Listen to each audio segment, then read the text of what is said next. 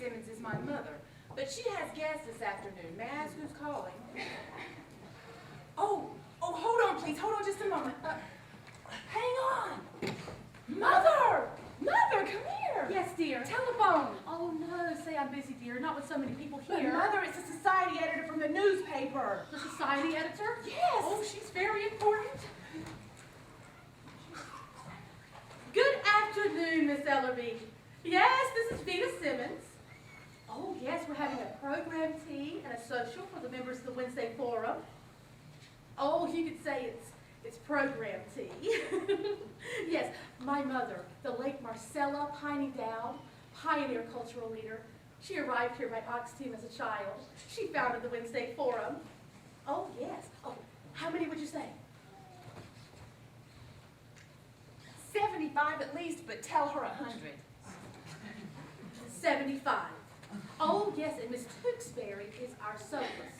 Yes, and she's accompanied by Miss Wilda McCurdy, accompanist. Mother, Mrs. Tewksbury's almost finished with her number. She'll do an encore. Well, what if they don't give her a lot of applause? I've known her for years. She'll do an encore. Miss Ellerby, I am being assisted today by my beautiful daughter, Miss Myrtle May Simmons. Yes, that's right. Oh, what would you call that? That ensemble? Oh, they told me it was a midnight fantasy pattern, but I picked out the hand-crocheted sweater myself. Oh, Miss Ellerby, Myrtle May is looking stunning in a beautiful fantasy black and white pattern ensemble with a crocheted original piece that is black as well. Oh, yes, she looks delightful. I wish you could see her, too. Mother, please. She's almost finished. Yes. Where is the cateress? Hold on a moment, dear. Everything is taken care of. Now, when the doors open, we'll start pouring. Miss Ellerby, you should see the halls and parlors. They are festooned with smilax. Oh, yes, festooned. Well, we haven't had a party here in years. Well, there is a reason, but I'd rather not say. Well, we all have our troubles, Miss Ellerby. Well, the guest list. Mother, please. Come on. Miss Ellerby, dear, I'm going to have to call you back. Okay, dear. Bye-bye. Mother, look, Mrs. Chauvenet just came in. Mrs. Eugene Chauvenet Sr., her father was a scout for Buffalo Bill. That explains that hat. Myrtle May, you must be kind to Mrs. Chauvenet. She has a grandson about your age. What difference does that make with Uncle Elwood? Now, you told me you wouldn't say his name today. Now, besides, this party is to get you started. Now, we'll move through those older women and move toward those younger ones. But Mother, we can't have guests in the evenings. And that's when men come to see you, in the evenings. The only reason we're able to have this party this afternoon is because Uncle Elwood's down at the 4th Avenue Firehouse playing pinochle. Thank God for the firehouse. Oh, Myrtle May, don't worry about that. Men are just going to have to come here and ask you out. And there's nothing wrong with that. There is something sweet about every young girl. And a man, he will take that sweetness and look what he does with it. But you just have to meet somebody. That's all there is to it. Yeah, and if I do, they say, oh, that's Myrtle May Simmons. Her uncle is Elwood P. Dowd, the nuttiest screwball in town. Elwood P. Dowd and his pal. You promised. All right, well, let's get them into the dining room. When the doors open, remember you're going to say your speech on behalf of your grandmother, and you're going to wave your hand like this. Yes, and after I do this, then I'll mention my Uncle Elwood and say a few words about his pal Harvey. Harvey. That's right, Myrtle May. Let everybody in the Wednesday Forum hear you. Now, you told me you wouldn't say that name, and you did. Well, I'm sorry, Mother, but how do you know he's not going to show up here this afternoon and introduce Harvey to everybody? Elwood is the biggest heartache that I have. And now I know he's peculiar, but he's my brother. Besides, I know he will not be here today. Are you sure? I'm positive. Oh, Mother, why can't we live like everybody else? Oh, must I remind you again, Elwood doesn't live with us. We live with him. We live with him and Harvey. Did Grandmother know about Harvey? I often wondered about that. If she did, she never wrote about him. Well, then why did she have to leave all of her property to him? Well, maybe because she died in his arms. People are sentimental that way. You always always say that. It makes absolutely no sense. How could she write a will after she died? Don't be didactic, Myrtle May. Now, men loathe it and is unattractive in a young lady. Now, just remember, when we go to the dining room, you want to wave your hand like this, okay? I'll do my best. Oh, Miss Tewksbury's voice certainly is failing her. But not fast enough. Oh.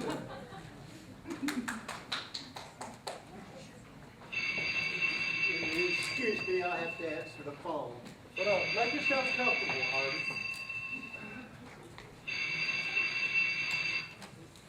Hello? Oh, you've got the wrong number. I'm sorry. But how are you anyway? Oh, this is Elwood P. Dowd speaking. I'll do? Well, that's nice. And what might your name be, my dear? Miss Elsie Greenawalt? Harvey. It's a Miss Elsie Greenawalt. And how are you today, Miss Greenawalt? Well, that's nice. Why, yes, I'd love to join your club. I belong to several clubs already. I belong to the University Club, I belong to the Country Club, and I belong to the Pinochle Club at the Fontainebleau Firehouse. Oh, yes, that's where I spend a lot of my time. Either there or Charlie's Place or Eddie's Bar. And what kind of club is yours? Oh, okay. Hey, Harvey, I can get the Ladies' Home Journal, Good Housekeeping, and the Open Road for Boys for 2 years for $6.75. Yeah, sounds fine to me. I'll join it. It's out of you, Harvey. Harvey says it sounds fine to him and he'd love to join also. Yes, that's 2 subscriptions. Oh, good. You can mail both of them to this address. Yes, ma'am. Well, you're welcome. I do hope I get a chance to meet you sometime, Miss Greenawalt. Oh, okay. Harvey, she says she wants to meet me too. When? No, when would you like to meet me? Oh, well, what about this afternoon? My sister Vita seems to be having a few friends over, and we would be honored if you come join us. Oh, she would be delighted. Hey, it's 343 Temple Drive. That's right. Well, I hope to be meeting you in just a few minutes, Miss Greenawalt. Okay, well, goodbye. Bye now. Hey, Harvey, she says she's coming right over. Don't you think we might need to freshen up a little bit? Yes, so do I. So do I. After you. Yeah, buddy, we got to get you a haircut. So. Where did I put that guest list? Mother! Oh, Mother, there you are. Mrs. Chauvenet's asking for you. Mrs. Chauvenet. Mrs. Chauvenet, here's Mother. Aunt Ethel! Oh, Vita Louise Simmons, I thought you were dead. Oh, no, I'm very much alive, thank you. Oh, and this full-grown girl is your daughter. Oh, I've known you since you were a baby. I know. Now, where's Elwood? Oh, let's not talk about Elwood. Aunt Ethel, not yet.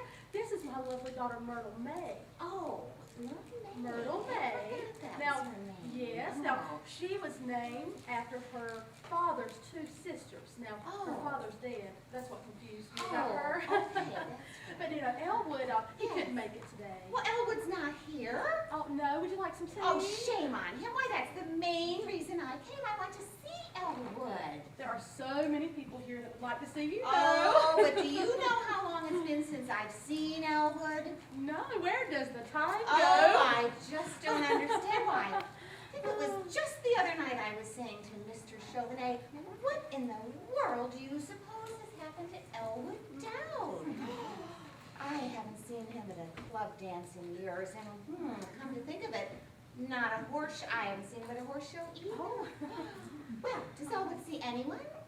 Oh, Elwood, he does see somebody. Oh, yes. Good. Well, your Uncle Elwood child is one of my favorite people. Oh, he always has been. I always remember. And was Elwood happy? Oh, Aunt Ethel, Elwood is very happy now. Oh. You don't need to worry about him. Oh. Oh, look, there is Mrs. Frank Cummings. Oh. Don't you want to speak with her? Oh, my goodness. Oh, she looks, yes,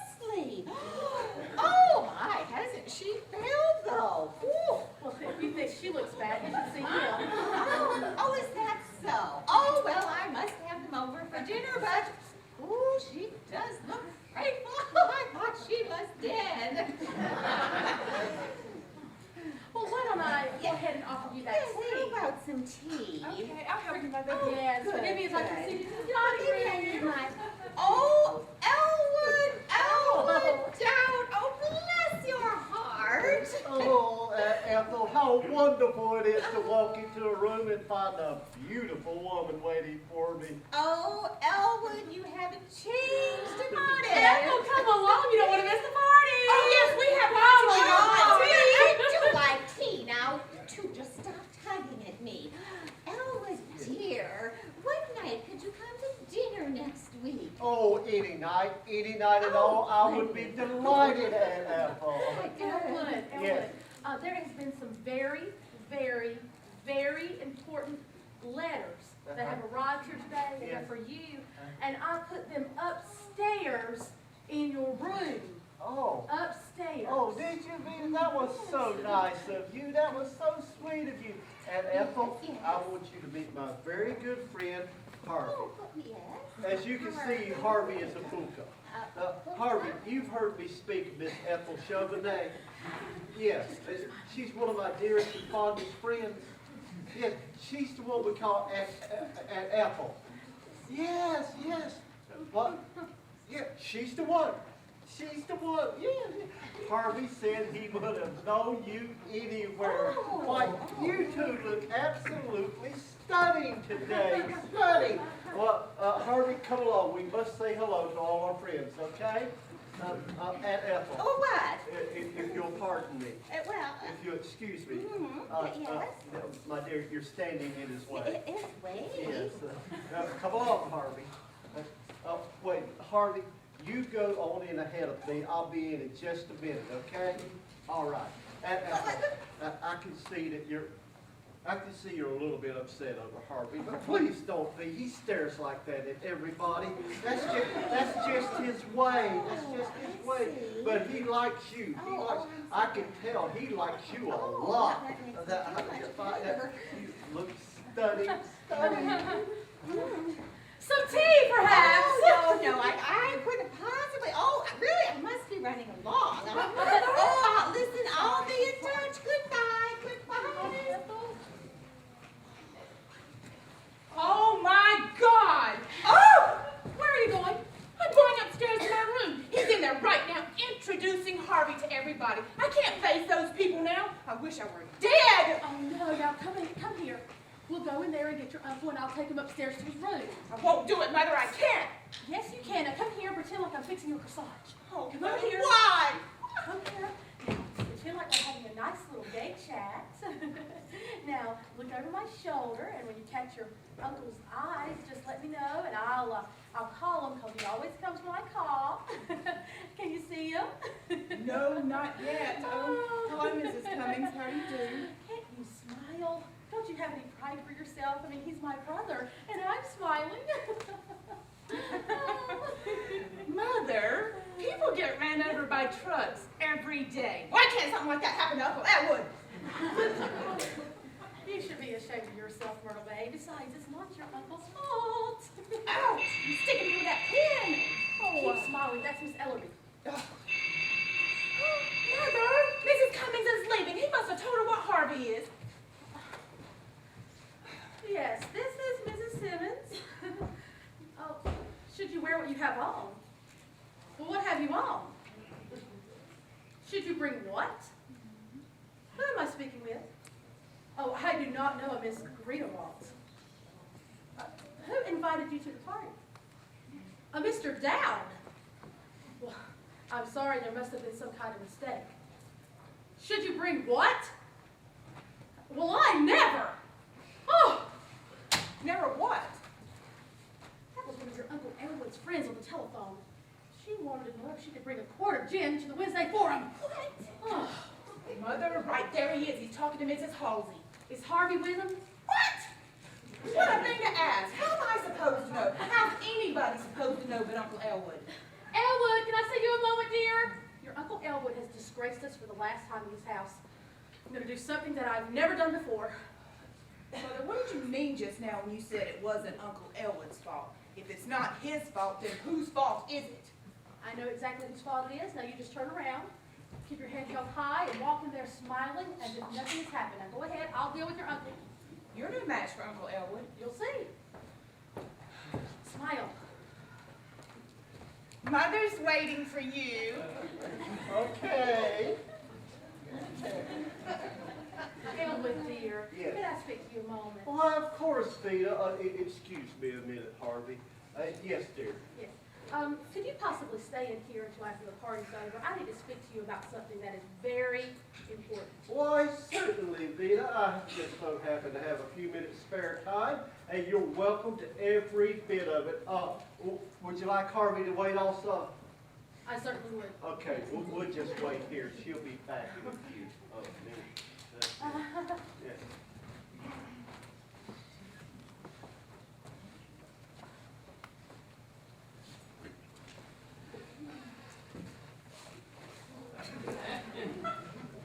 Sit down, Harvey. Vita says she wants to speak with us. Yes, she says it's very, very important. You know, what I think she's going to congratulate us on the impression we made with the Wednesday Forum. What? Oh, this is Jane Austen. What? It's the deluxe edition. Oh, it was Grosset and Dunlap. Yeah. Well, it has the usual acknowledgments here. Okay, let's go with chapter 1. In the course of the events that we have. Miss O.R. Simmons, 34030 Temple Drive, is that right? Yes. It's always been our home. We love it. And you wish to enter your brother here to the sanitarium for treatment. What's your brother's name? It's Miss Simmons, what's your brother's name? well, it's just Myrtle May keeps telling me to hold my head high, and I keep telling her to do the same thing. You know, Myrtle May is so upset about her Uncle Elwood. Elwood P. Dowd, that's his name. Elwood P. Dowd, his age. 47 on the 24th of April. Now, he's a Taurus, which is a bull. Now, I'm a Leo, and Myrtle May, she was born on the cusp. 47, is he married? Oh, no, Elwood has never married. He's always stayed with mother. You could say he's a real homeboy. He loves his home.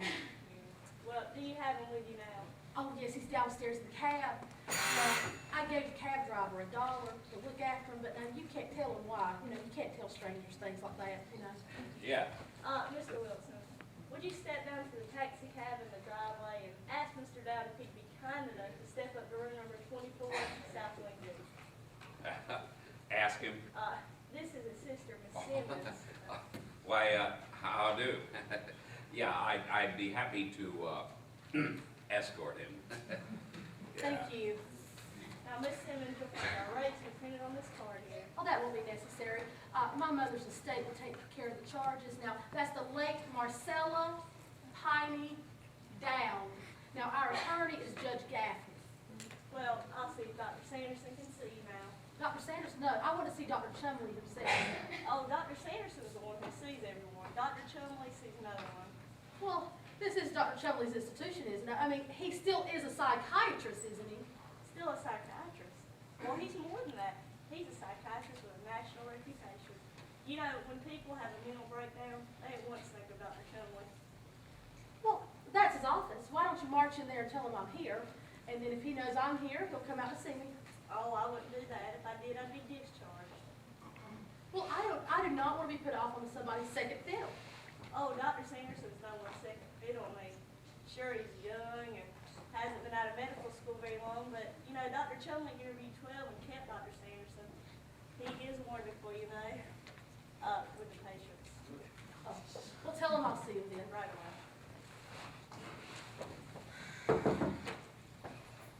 Dear. Vita, Oh, dear. Vita, isn't this place just wonderful? Well, What? oh gosh. Elwood, Miss Simmons? Oh! Oh, Dr. Sanderson? Yes. That is your name, correct? Yes, I'm pleased to Oh, see you. oh, thank you. I don't want you to think I'm always jumpy. Of course. Now, Miss Kelly tells me you're concerned about your brother. Dowd, is it? Elwood P. Dowd? Yes, it's just that it's not easy for me, Doctor. I understand. These things are never easy for the families of the patients. Well, it's just what Elwood's doing to himself. That's the thing. You know, Myrtle May, she's young. She has her whole life ahead of her. She deserves the daughter. Now, when was it you began to notice any peculiarity in your brother's actions? Almost immediately after Mother died, Myrtle May and I, we moved here from Des Moines. It's just that he. That ain't what, Miss Simmons? Please, don't strain. Let it come naturally. I'll wait for it. Doctor, is everything I tell you here, is it in complete confidence? That's understood. Because I think it's a slap in the face for everything my family stood for in this community, the way Elwood is behaving right now. I'm not a gossip, Miss Simmons. I'm a psychiatrist. Well, for one thing, he drinks. To excess? To excess. Don't you think it's called excess when a man can't go a day without stepping into one of those cheap taverns and speaking to riffraff and people he's never heard of before, inviting them home, playing cards with them, giving them food and money, while all the while here I am trying to give Myrtle May a good start? If you don't think that's excess, I don't know what is. I didn't doubt your statement, Miss Simmons. I merely asked if your brother drinks. Yes, doctor, he most definitely drinks. And I want Elwood permanently committed to this institution today. I've had it with that Harvey. We have to, Myrtle May and I, we have to set a place at the table, at the dining room table for Harvey. We have to move over on the sofa to make room for Harvey. We have to answer the telephone when Elwood calls and wants to speak to Harvey.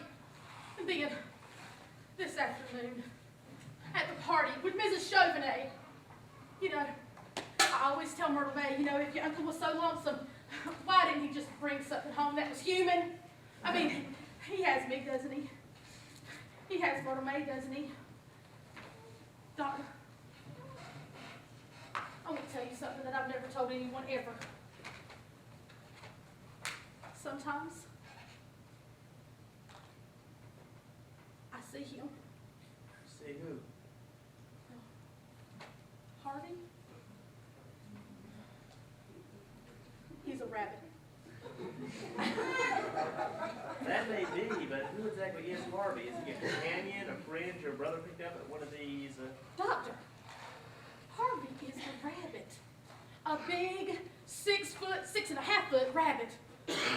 Heaven knows I should know. He's been around the house long enough. Miss Simmons, you say that... Doctor, do I have to keep repeating myself? My brother's closest friend in the entire world is a rabbit. A big white rabbit named Harvey. You know what? They do everything together. You know, Harvey lives with us. You know, he buys railroad tickets and theater tickets for both of them. I tell you what, I just can't stand it anymore. But you know what? I've got to tell you something else. Sometimes, Doctor, I see that big white rabbit myself. Isn't that terrible? I haven't ever even told Myrtle May that. Now, Miss Simmons... And then furthermore, Doctor, that rabbit is every bit as tall as Elwood says he is. Now, I'm ashamed. I am just ashamed. There, Miss Simmons, now. You're tired. Yes, I am. Grief of your mother's death has depressed you considerably. Nobody knows how much. Yes. Been losing sleep? How can anyone sleep when that's going on under your roof? Short-tempered over trifles? You try putting up with Elwood and Harvey, see how your temper holds up. Loss of appetite. Doc, how can anyone eat sitting at a dining room table in front of their brother and a big white rabbit? You know what I've had? I'm going to sell that house. I'm going to become conservator of Elwood's estate. And then we can have all the parties we want. Myrtle May and I, we can just have all the parties we want. I just can't take it anymore. I just can't stand it. Now, there, Miss Simmons. You're tired. Yes, I am. You've been worrying a great deal. I have, Doctor. And now I'm going to help you. Oh, Doctor. Now, you just sit right there. I'll be right back. Well, I better go down to the cab to get Elwood's things. Why didn't anybody answer the buzzer? Well, I didn't hear you, Doctor. I rang, and Miss Simmons, sound the gong, Wilson. That woman must not leave the grounds. What? She's made with a getaway, Doc? Yeah, her condition is serious. Go after her. Oh, I can't believe this. Oh. Main gate? Dr. Sanderson. Yes, don't went out to the gate. We're looking for a patient. No. She's up left her alone, but no one answered the buzzer. Well, Wilson was in the South, Doctor. All right, what'll be available, Miss Kelly? Number 13, Upper West R is available. Have her taken there immediately, and I'll prescribe preliminary treatment. We must get in touch with her brother, Elwood P. Dowd, I think it is. Will you please get him on the phone? But Doctor, I didn't know it was a woman who needed the treatment. She told me it was for her brother. Of course she did. It's the oldest dodge in the book, always used by a cunning psychopath. She apparently knew he was coming over to have her committed today, so she came down here first to discredit him. Get him on the phone, will you, Nurse Kelly? But Doctor, I thought the woman was all right, so I had Mr. Wilson take the brother up to room number 24, South Wing D. He's there now. You had Wilson take the brother in?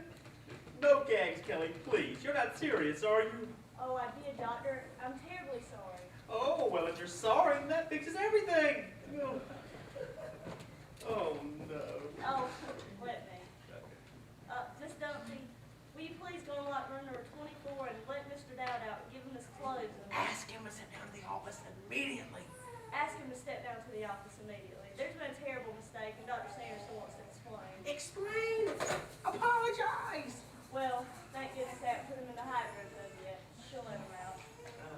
Beautiful and dumb, too. It's almost too good to be true. But Doctor, when Judge Gaffney called down here, he told me that Miss Simmons was coming with her brother, and when she came in, well, we don't have to be sarcastic. Oh, don't I? Don't worry. We'll squirm out of this in some way. Where are you going? I'm going to Dr. Chumley's office. He may want to handle this one himself. Oh no, he'll be furious. He'll die and then he'll terminate me. The responsibility is all mine, Kelly. Oh no, Doctor, it's all my fault. I never mention your name, except in my sleep. Such this man down. You keep him here, Nurse Kelly. I'll be right back. But what shall I say? I mean, what shall I do? He'll be furious. Look, Kelly, he'll probably be fit to be tied, but he's a man, isn't he? I guess so. His name is Mister. So go into your old routine, you know, the eyes, the swish, the works. I'm immune, but I've seen it work on some of the male patients out here. You keep him here, Nurse Kelly, if you have to do a striptease. Oh, you're wonderful, Dr. Sanderson. You're just about the most wonderful person I've ever met in my whole life. Well, how about giving me a lift here just the same? What? That Simmons name. Did you catch her? Oh yeah, slick as a whistle. She was coming down the path humming a little tune, and I jumped out at her from behind a tree. I says, "Sister, there's a man wants to see you." Good God, you should have heard her scream. That lady's wacky, all right. She's wacky. Well, take her up to room number 13, Upper West R. Oh, well, she's already there. I brought her, excuse me, I brought her in through the diet kitchen. Now, she is kicking and screaming like hell. Now, I can hold her down if you'll undress her. Wait a minute. Dr. Sanderson told me to stay here and wait for her brother. Okay, but please try to make it snappy.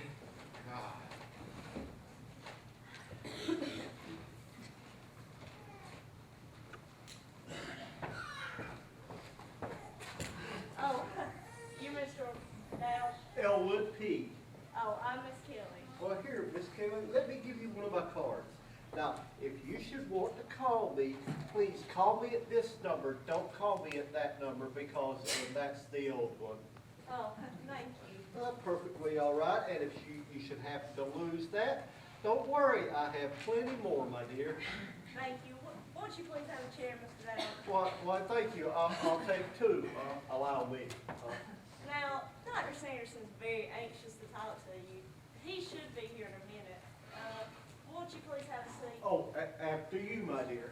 Oh, I really can't. You know, I'm in and out all the time. You mustn't mind me, but please have a seat. After you.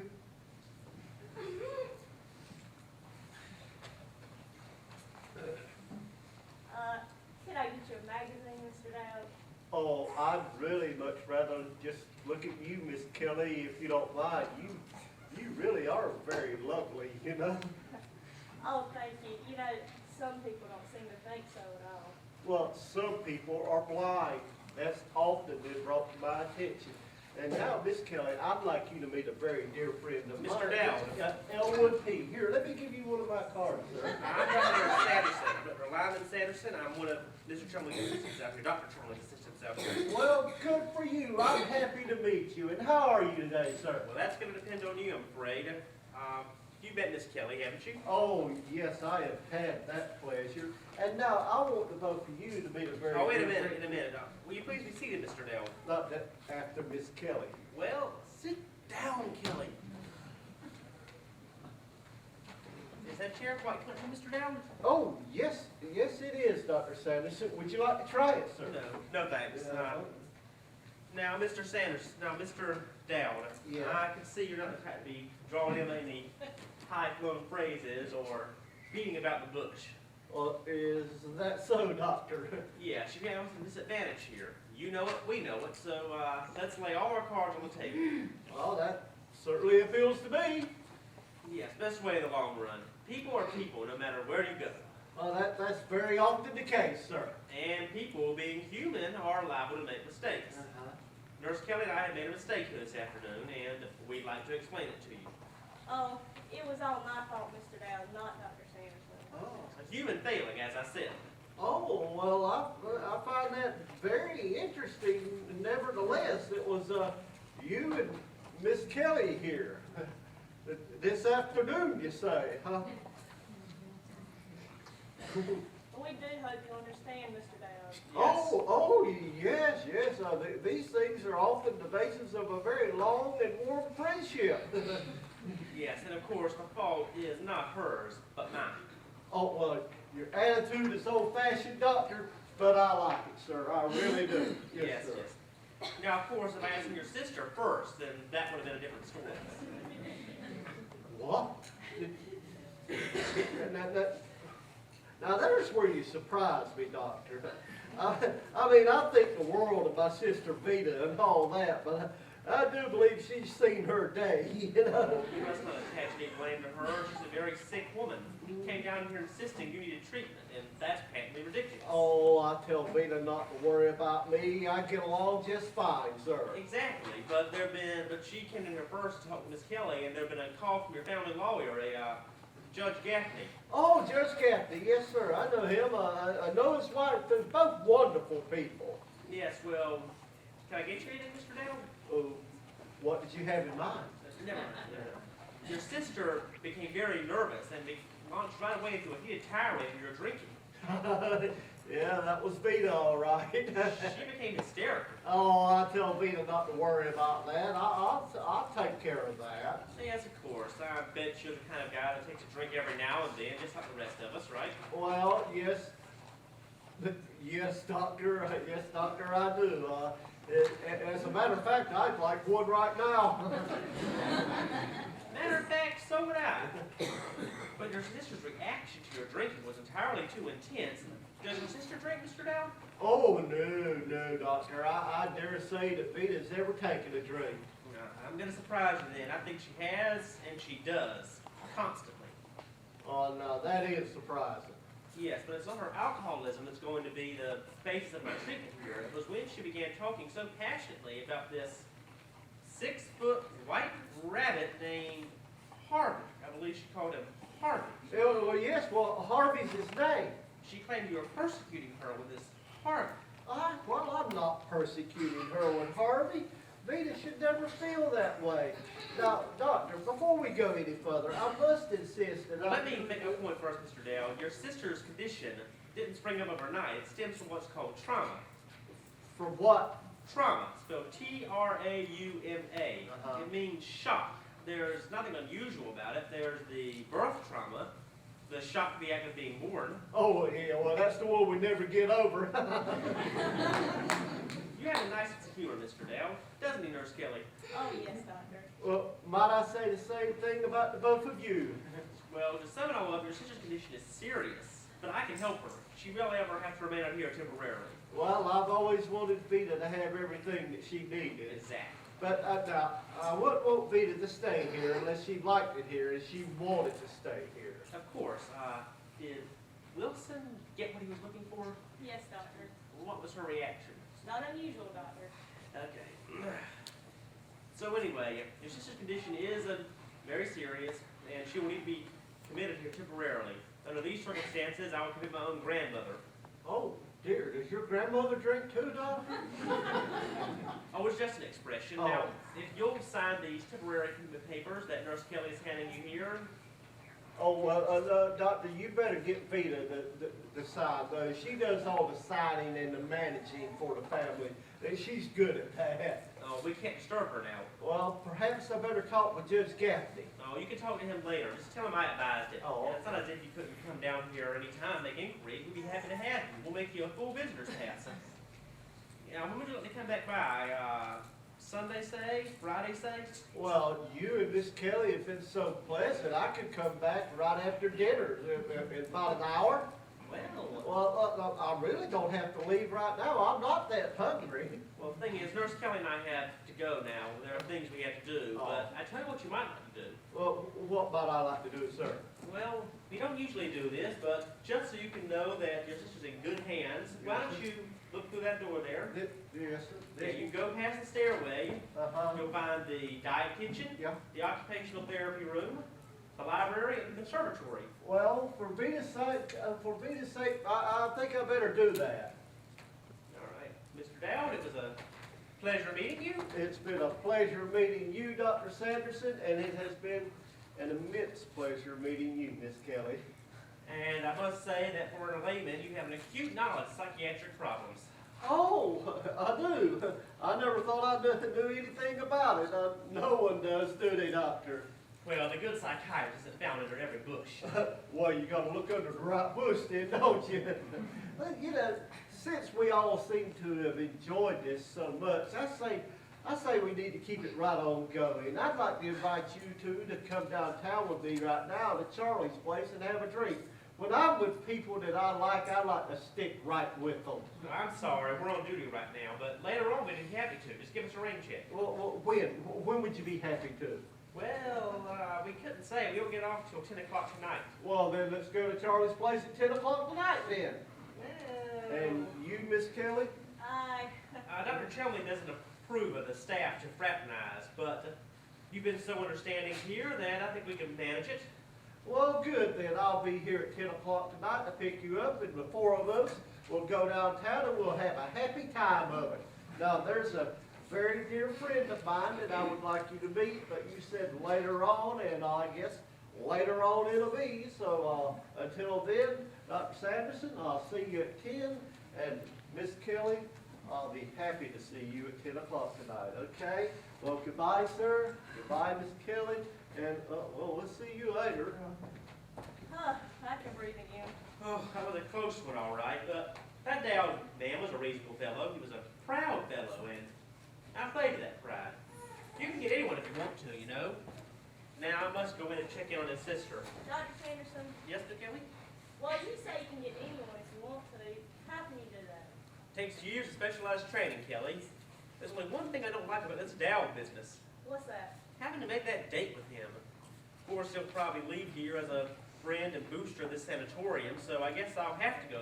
But you don't have to go. Oh. Yeah, pardon me. There'll be no point in it.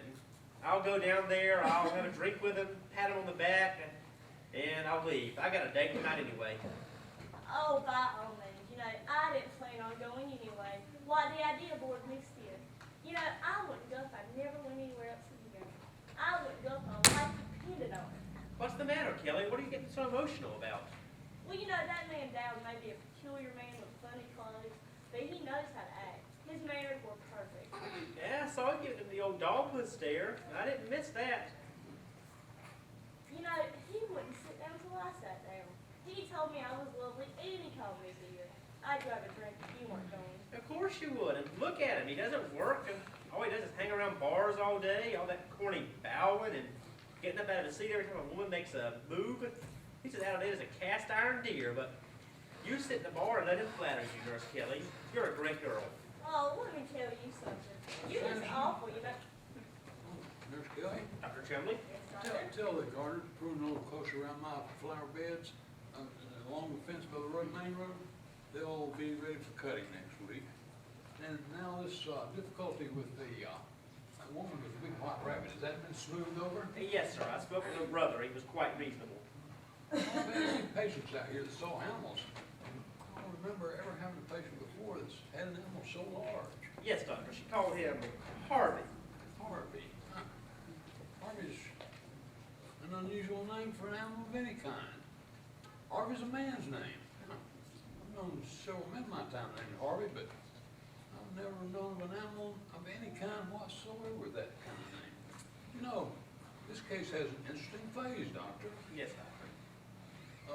I'll now go with you upstairs and we'll look in on that woman. It may be that I can use my formula 977 on her, and I can advise you on prescribing the treatment, Doctor. Yes, doctor. Thank you. And now may I ask, what is that hat and coat doing on that table? I don't know. Whose is it? Was it Dowd's, Miss Kelly? No, he had his hat on. Maybe it belongs to a relative. Hand me the hat, hand me the hat. Maybe there's some sort of identification. Hey, what's this? What's this? There's 2 holes in the crown of this cap, see? That's probably some fad. Take it away, put it up, get it out of here. Ah, hello, Dr. Chumley. Oh, there you are. Yeah, how's every little thing? Fair, Wilson, thank you, fair. Okay, well, hey, look, somebody's gonna have to give me a hand with this Simmons dame. Order a restraining jacket or something. I mean, she's terrible. Forgot all about me, didn't you? Well, that's all right. I managed to get her corset off all by myself. We're going up to see this patient right now, Wilson. Oh, well, yeah, well, she's in the hydro tub at the moment, and oh my God, I left the water running on her. Willie, remember your promise? Oh, hello, Dr. Sanderson. Willie, you haven't forgotten Dr. McClure's cocktail party. We promised them faithfully. That's right. Well, I'm going upstairs looking on the patient right now, but I'll be down shortly. Give a little quick diagnosis, Willie. We don't want to be late to the party. I am dying to see the inside of that house.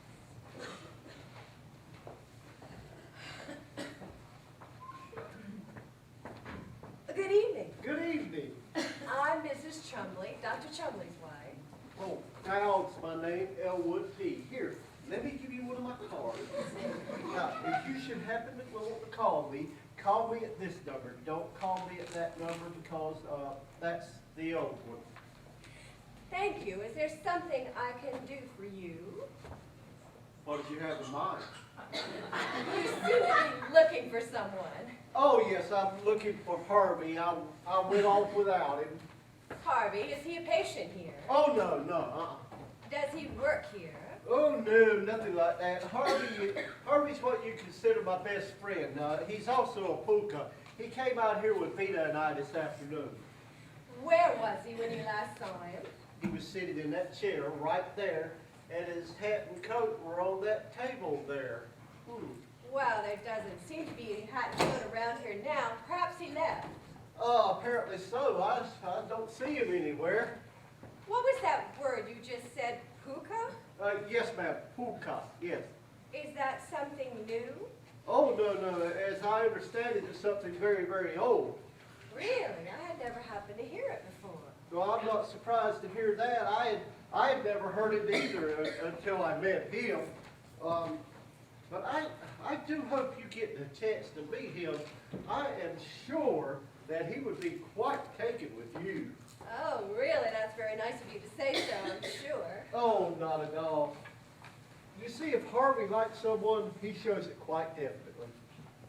But if he doesn't particularly care for him, he just sits there like an empty chair or an empty space in the floor, you know.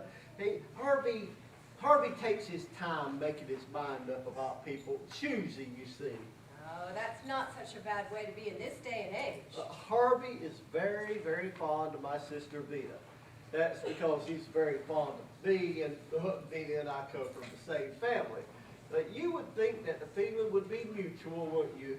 But I'm afraid to say that Vita doesn't particularly care for Harvey, and that's just too bad. Don't you think, Mrs. Chumley? I don't know, Mr. Dowd. I long ago gave up expecting my family to like my friends. It's useless. But we must keep on trying, now mustn't we? There's no harm in trying, I suppose. Because if Harvey has said to me once, he has said it, oh, I know, 1,000,000 times. He has said, Mr. Dowd, I would do anything for you. Mrs. Chumley, Yes. did you know that Mrs. McElhaney's Aunt Rose is going to drop in on her unexpectedly from Cleveland this afternoon? Why, no, I didn't. No, she doesn't either. That puts you both in the same boat, doesn't it? Well, I don't know anybody named Mrs. Mrs. McElhaney? Oh, she's our next door neighbor. Oh, beautiful woman, wonderful woman. Harvey told me about her Aunt Rose. Now, Mrs. Chumley, that's an interesting little piece of news item, and you can spread it around to anybody that you know. Well, Mrs. Chumley, would you care to go downtown with me? I'd be happy to buy you a drink. Oh, thank you very much, but I'm waiting for Dr. Chumley. And if he came down and found me gone, he would be liable to raise, he would be irritated. Oh, well, we mustn't let that happen now, would we? There's some other time, perhaps. I'll tell you what I'll do, however. What will you do, however? I'm interested. If your friend comes in, I'd be glad to give him a message for you. Oh, would you do that? I certainly would appreciate that. Oh, that's no trouble at all. I'll write it on the back of this. If he comes in while I'm still here, what would you like for me to tell him? Tell him to meet me downtown if he has no other plans. Meet Mr. Dowd downtown. Any particular place downtown? Oh, Harvey knows where. Harvey knows his town like a book. Harvey, you know where? Harvey what? Oh, just Harvey. Just Harvey. I'll tell you what. What? Doctor and I are going right downtown to 12th and Montview. Dr. McClure is having a cocktail party. Oh, really? Oh, just a second here. Ooh. A cocktail party at 12th and Montview. We're driving there in just a few minutes. We could give your friend a lift into town. Well, I hate to impose on you, Mrs. Chumley, but I certainly would appreciate that. Oh, that's no trouble at all. Dr. McClure is having this party for his sister from Wichita. Oh, really? I didn't know that Dr. McClure had a sister from Wichita. Oh, you know Dr. McClure. No, I don't. But, Are you sure that you don't have time to go downtown and have a drink with me? oh, I really couldn't, but thank you just the same. Well, some other time, perhaps. Well, it has been very pleasant meeting you, Mrs. Chumley, and I do hope to see you again sometime. Oh, yes, so do I. Okay, well, goodbye now. Goodbye. Oh, one more thing. You can't miss Harvey, okay? You can't miss him. He's tall. He's very tall. He's that tall, okay? All right. Well, goodbye, Mrs. Chumley. Once again, it's pleasant meeting you. Goodbye now. Simmons woman is uncooperative, doctor. She won't admit she's got to be White Rabbit, and sister's her brother. Give her 2 of these at 9 and another one at 10 if she's still restless. Take her to the hospital room again at 8 and again at 7 in the morning. Then we'll see if she won't cooperate tomorrow, won't we, doctor? Yes. Okay, you know where to call me if you need me. You ready, Pat? Yes, Willie. Oh, Willie, Yes. there was a man in here, a man named, oh, here's his card. Dowd, Elwood P. Dowd. Oh, yeah, that's Miss Simmons' brother. I gave him full visiting privileges, said he could look around the sanitarium. Well, now, she don't see anybody tonight, nobody at all. You tell him that. Yes, sir, I tell him. He didn't ask to see her. He was looking for someone, some friend of his. Who could that be, Dr. Sampson? I don't know, Doctor. He said it was someone he came out here with this afternoon. Oh, was anyone with Mr. Dowd when you saw him, Nurse Kelly? No, not when I saw him. Well, he said there was. He said he last saw his friend sitting in that chair with his hat and coat on that table. He seemed quite disappointed. Dr. Sanderson? So I told him if we located his friend, we'd give him a lift into town. He could ride in the back seat. Was that okay, Willie? Of course, of course. Here it is. I wrote it down on the back of this card. His friend's name was Harvey. Harvey? He didn't give me a last name. He mentioned something else about his friend, Puka, but I didn't get what that was.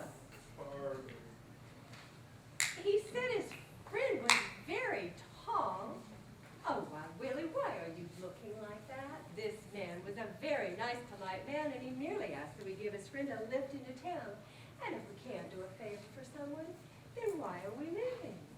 All right, Miss Chumley, when did you last see him? Where'd he go? George, I don't we'll know find where out he went, it about was just a this. few minutes ago. We'll find out about this. Get me that hat. Main gate? Dr. Sanderson, did a man in a gray suit just, Gaffney, he just went out? Judge Gaffney. He's gone? Oh.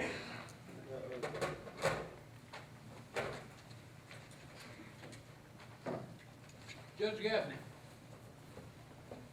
This is Dr. William Chumley, psychiatrist. I'm making a routine checkup on the correct spelling of the name before we put it in our records, Judge. You telephoned out here this afternoon about having a client of yours committed? How's that name spelled? That's a W, not a U? Thank you, Judge.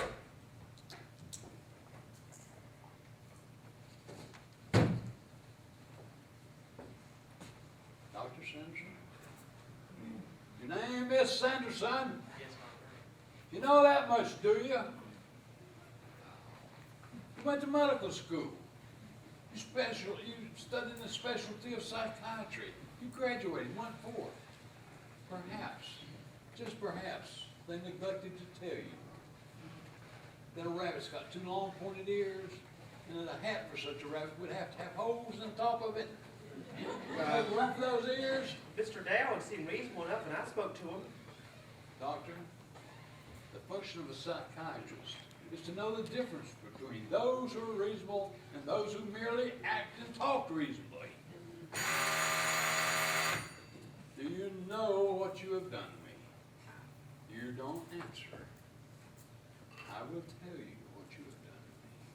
You've allowed a psychopathic patient to walk off these grounds with an overgrown white rabbit.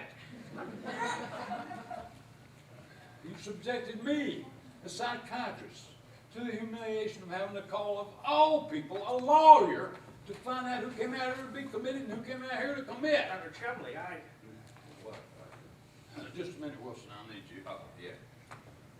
I will now have to do something I've not had to do for 15 years. I'll have to go out and find this Elwood P. Dowd and bring him back.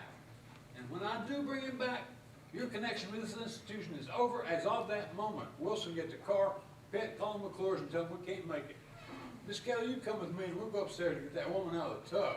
Yes, Doctor.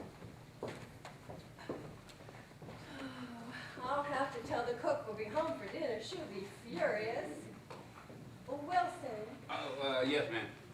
what is a puka? What is it, what? A puka. You can search me, Mrs. Chumley. I don't know. I wonder if it's in this encyclopedia here. They have everything in here. I wonder if it's a lodge or what it is. Oh, I don't dare to stop to do this now. Dr. Chumley won't want to find me still here when he comes down. He'll rave. Oh, dear.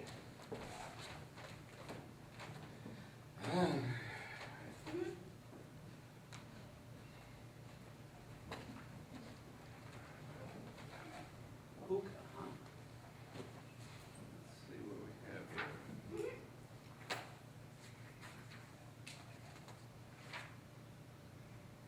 Huh? Ah, yeah, right here. P-O-O-K-A. Puka, from old Celtic mythology. A fairy spirit in animal form, always very large. The puka appears here and there, now and then, to this one and to that one at his own caprice. A wise but mischievous creature, the puka is very fond of rum pots, crackpots, and how are you, Mr. Wilson?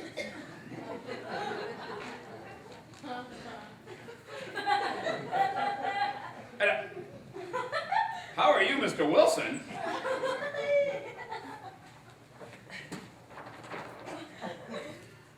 Well, who in the encyclopedia wants to know? To hell with it.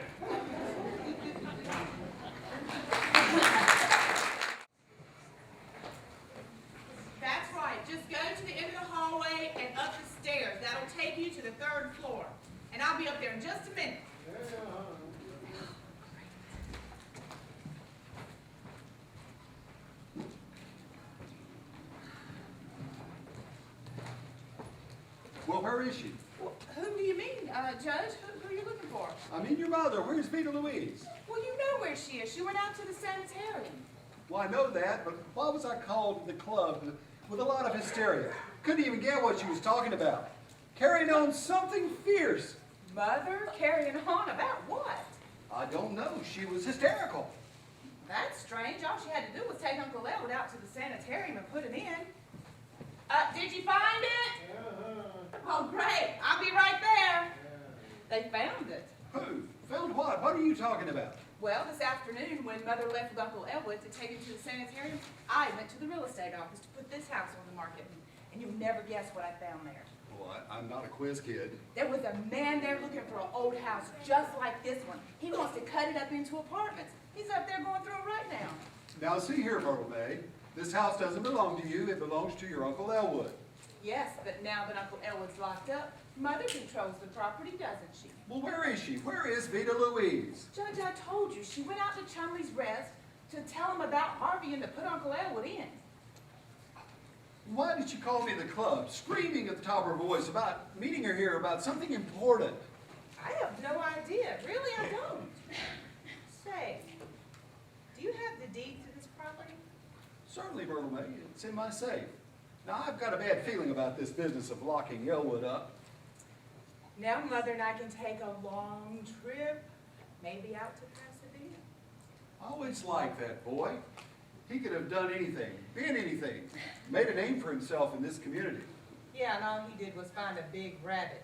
He had everything. Brains, personality, friends.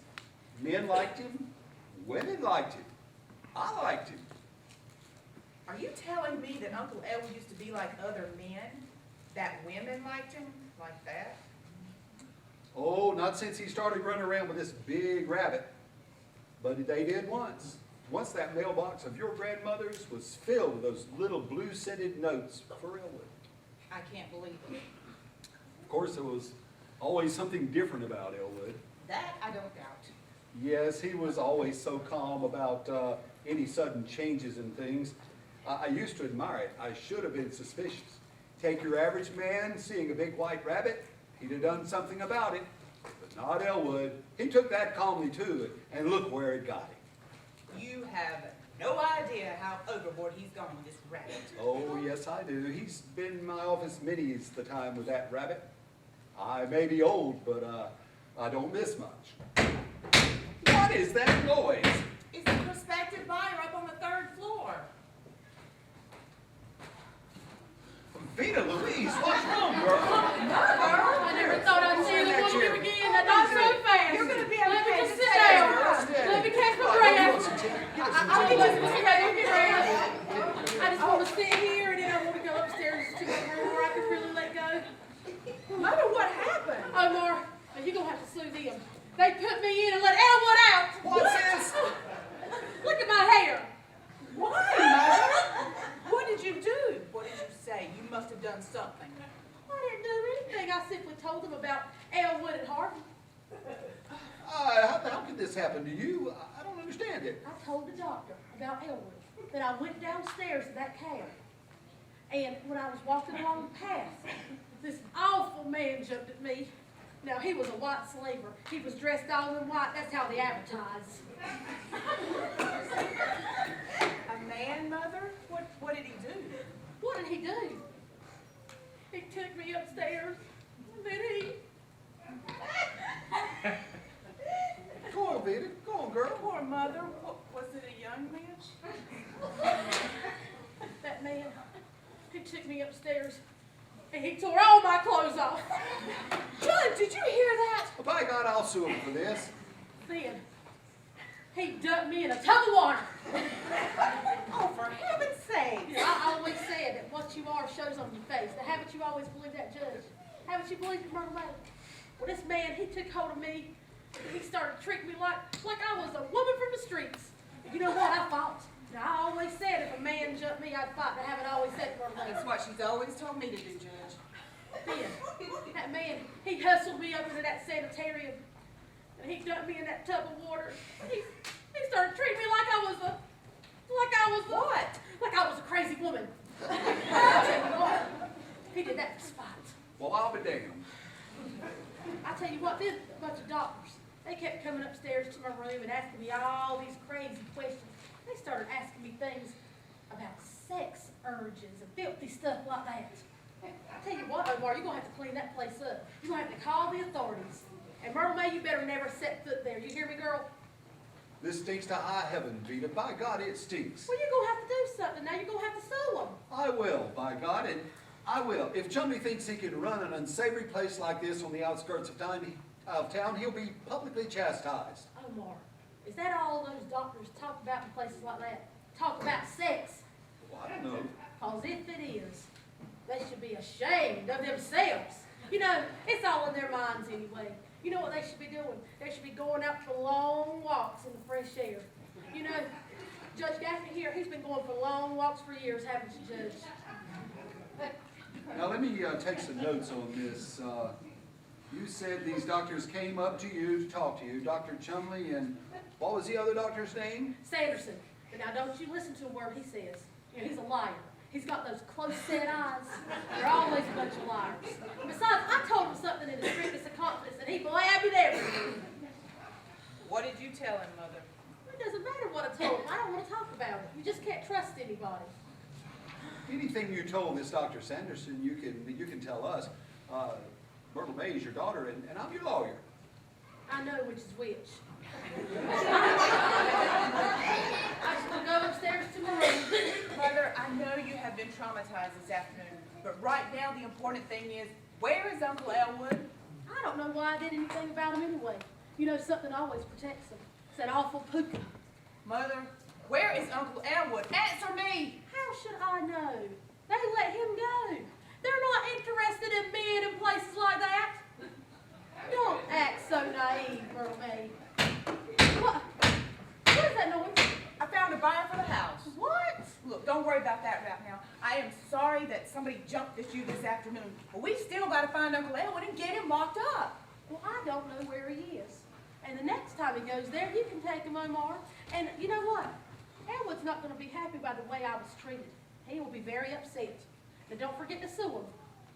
And, Myrtle May, I hope as long as you live, that never, ever does a man tear off all your clothes and dunk you in a tub of water.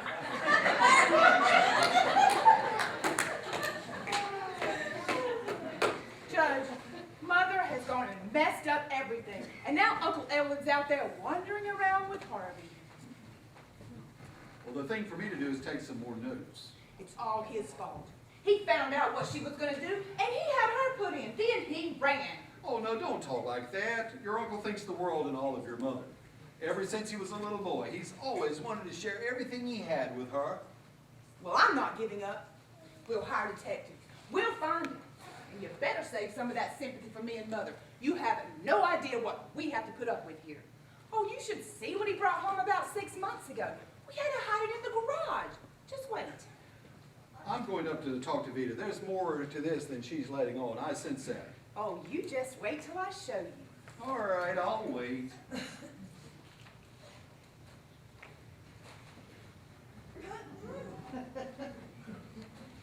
Okay, is he here? What? What's this? That crackpot with a rabbit, is he here? No, may I ask her you? No. He ain't here, Doctor. All right.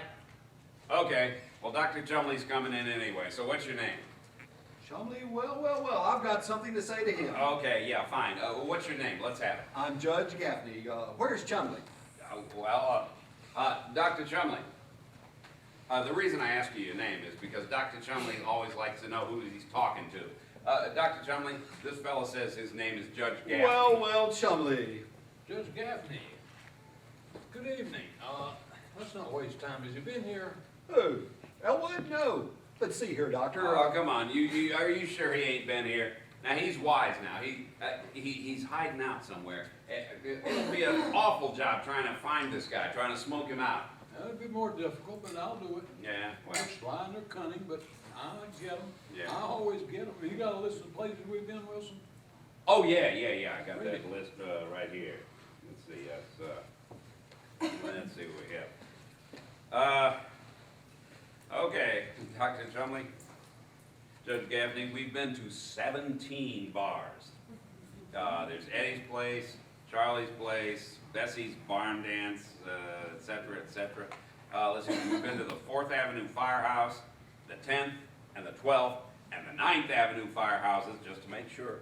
Let's see, we've been to the Union Station, the grain elevator. Grain elevator? Say, why does this guy go down to a grain elevator anyway? Well, the foreman is a friend of his. He has many friends, many places. Well, I'll stop by to ask Miss Simmons if she's got any suggestions as to where else we can look for him. Dr. Chumley, I have to inform you that Mrs. Simmons has retained me to file suit against you. Why? For what happened at the sanitarium this afternoon. A suit? And while we're on that subject. Oh, come on now, ain't that pretty? After us dragging your tail all over town just trying to find this guy. What happened this afternoon was an unfortunate mistake. I've discharged my assistant and made it. I'm now prepared to take charge of this case personally. It interests me. And my interest in the case is something that no amount of money can buy. Now, you can ask anybody. But this business this afternoon, Doctor. What under the damn, Judge? What under the damn? The way I see this thing is this. I see it this way. The important thing is for us to find this man, take him back to the sanitarium where he belongs. Oh, that's exactly what I was thinking, Judge. Let me introduce you to Miss Myrtle May Simmons, Mr. Dowd's niece and Miss Simmons' daughter. How do you do? How do you do, Miss Simmons? Hello there, Myrtle. And now may I speak to Mrs. Simmons? Oh, she won't come down, Doctor. I know she won't. Judge, you're gonna have to go up and see if you can get Mother to talk.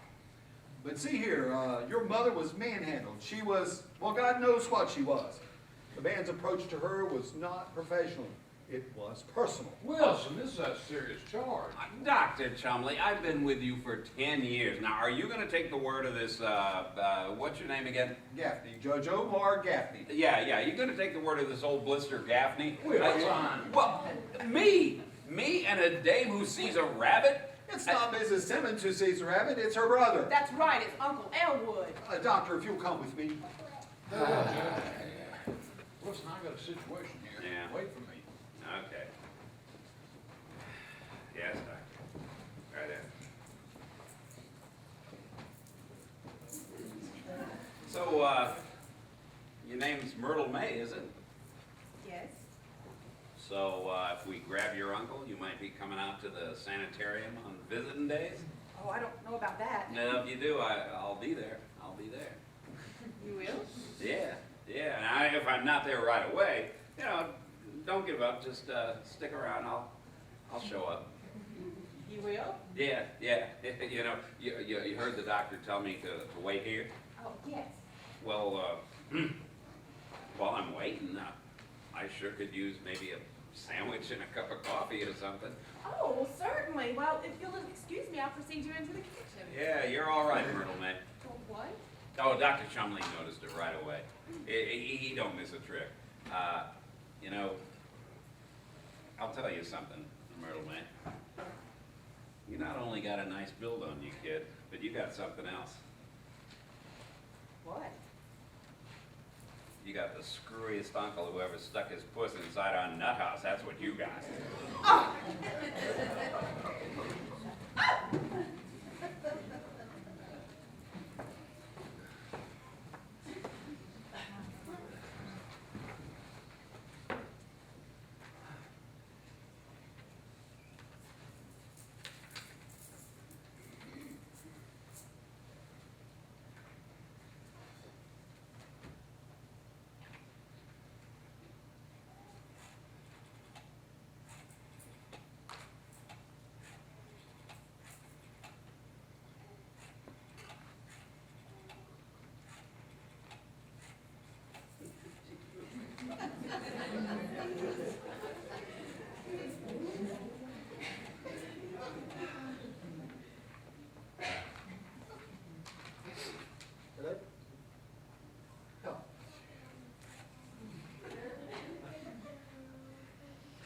Hello, Chumley's Rest? Yes, it's Dr. Chumley there.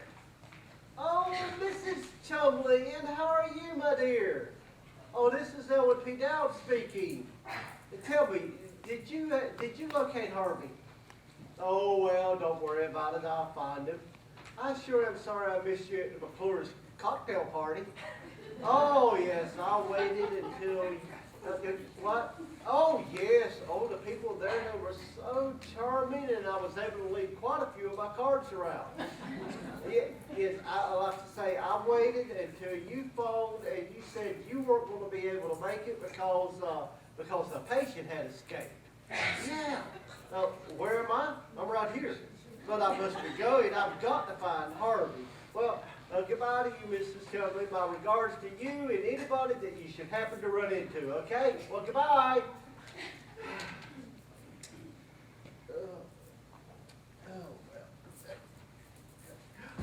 Oh, there it is. I've been looking for you all over the place. Oh, yes. That is, that's nice. Oh, well.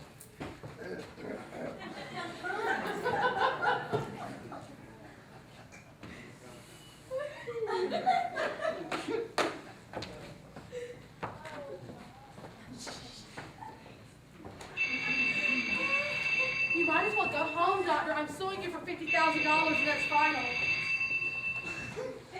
Hello? Yes. I'll call. Simmons, Yes.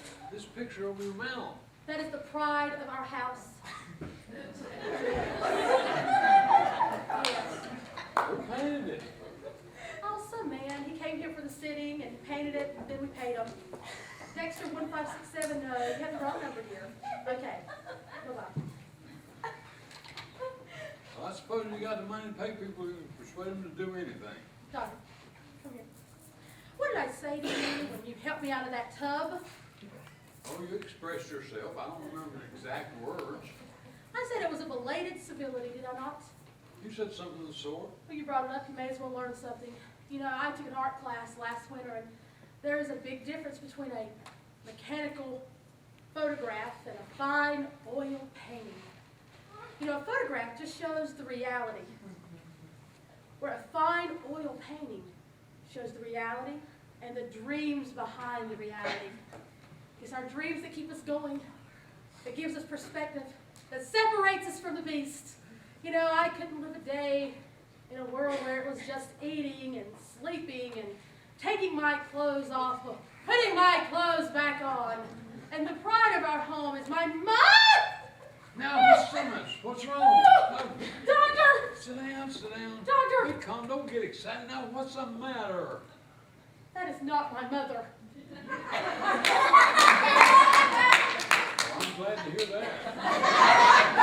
Doctor! Elwood has been here! He has been here! Better be quiet now. I'll take it out. Hello? Yes? Who's calling? Oh, it's him, Miss Simmons. It's your brother. Oh, let me talk to him. Don't tell him I'm here now. Be casual. Hello, Elwood. Oh, yes, where are you?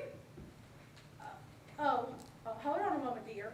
It's not working. He wants me to put Harvey on the telephone. Tell him Harvey's here. Harvey is not here. Tell him he is here. Maybe that'll bring him here, perhaps. Got a humor in it? Elwood. Oh, yes, Harvey. He just came in. Yes. Harvey's here. Uh-huh. Oh. It's not working. He wants us to put him on the telephone. Heck, Harvey is here, but he can't come to the telephone. Say he just got into the bathtub. The bathtub. So we'll send him over there as soon as he gets out. Oh, Doctor. That way we'll find out where he's at. Elwood. Yes, Harvey, yeah, he's still here, but he can't come to the phone, dear. Oh, no, he is in the bathtub. Yes, I will send him right over after he dries off. Now, where are you? Oh, Elwood. Did he hang up? Oh, no, he told me that Harvey just walked in the door, and he also informed me I needed to go upstairs to the bathtub because there must be a stranger in there. But you know what? I I know where he is. Charlie's place, 12th and Main. Man, that's 2 blocks down, 1 block over, isn't it? Yes, doctor. Where are you going? I'm going down to that barn, get your brother, and take him back out to the sanatorium where he belongs. No, oh, no, doctor. Now, I insist. You need to send one of your attendants. It is too dangerous. Miss Simmons, if I'm to help your brother, Help my brother. There is no helping him. He needs to be permanently locked up. I mean, look at him. There's no help.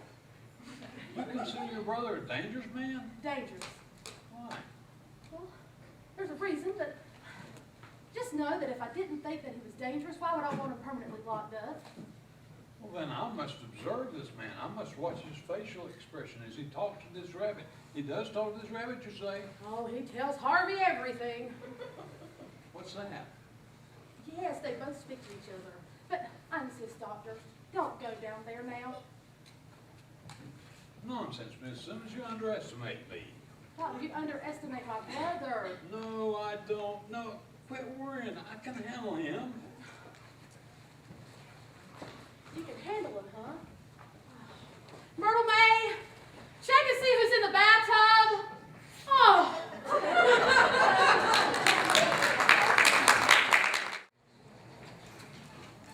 Thank you, I may call later.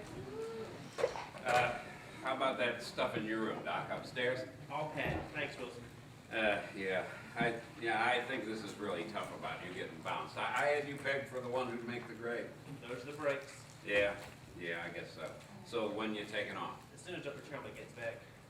Oh yeah, that reminds me.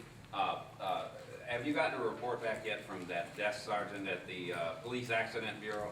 Not yet. I just talked to the downstairs dispensary and I haven't seen her. This is beginning to smell awful funny to me. 4 hours he's been gone now, and not a word from him. Well, I might not see you again, Doc, so I just want to wish you luck and tell you I'm mighty sorry you got that kick in the pants. Thanks, Wilson. Good luck to you, too. Yeah. Well, look, let me know when you hear something from the desk sergeant. If there's no sign of the doctor, I'm going into town and I'm going to look for him. He should know better than to go after some psycho like this without me anyway. I'd like to help you look for Dr. Tremblay, too, Wilson. Well, that's awful swell of you after he gives you the brush. I have aired no resentment against Dr. Tremblay. He was right. I was wrong. He's the biggest man in this field, and it's my loss not to be able to work with him. Yeah, well, you're not too small yourself, Doc. Thanks, Wilson. All right, don't mention it. Dr. Sanderson, Yes, Kelly? well, I'd like to say that I wish you a lot of luck too, and I'm sorry to see you go. You sure you can spare those good wishes, Kelly? Well, on second thought, I guess I can't forget it. You know, Kelly, I'm going to give you some free advice. Think nothing of it, but if I were you, I'd be more careful with the company I kept. I beg your pardon, Doctor. I saw you dancing with that drip down in the Rose Room in the Magnolia Hotel. Oh, did you? I didn't notice you. You better be careful, Kelly. A schizophrenic case to me all the way across the room. Oh, you really shouldn't give him a second thought, Doctor. After all, it was my date, not yours. That was his mentality. The rest of him, well, Oh, she was pretty, though. who? That girl you were with. I've always seen you notice us. Well, you bumped into us twice. How can I help it? Well, for your information, that was a sweet young woman. She has a nice disposition, and she knows how to conduct herself. Well, funny, she couldn't write a better date on a Saturday night. And she has an excellent mind. Well, why doesn't she use it? Oh, I don't suppose you should be censured for that flippant hard show you have. You're probably compensated for something. I am not. And don't you use any of that psychiatry on me. Oh, I'd like to use something else on you. Just once. Just to see if you know it under any circumstances. I doubt it. You'll never know, Doctor. Yeah, because you just me as a case history, that's all. I'd like to see where you got that inflated ego from. Well, if you are the meanest person, case history, inflated ego. Hey, don't go. Let's finish it. Oh, leave me alone. Gladly. Show his wrist. Yes, Sergeant. Still no report on town or the suburbs. Well, listen, Sergeant, maybe we better, oh, never mind, Sergeant, they're here now. Mr. Dowd. Good evening, my dear. These are for you. Oh, for me, thank you. And they're quite fresh, too. I just picked them outside. Oh, I hope Dr. Chumley didn't see you. There's price flowers. Did he go upstairs? Not knowing, I cannot state. Oh, these colors are lovely against your hair. Oh, thank you. I never wear burnt orange. It's such a trying color. You would improve any color, my dear. Oh, thank you. Did Dr. Chumley go to his house? I don't know. Where's Dr. Sanderson? Over in his office, I think. Oh, thank you, thank you.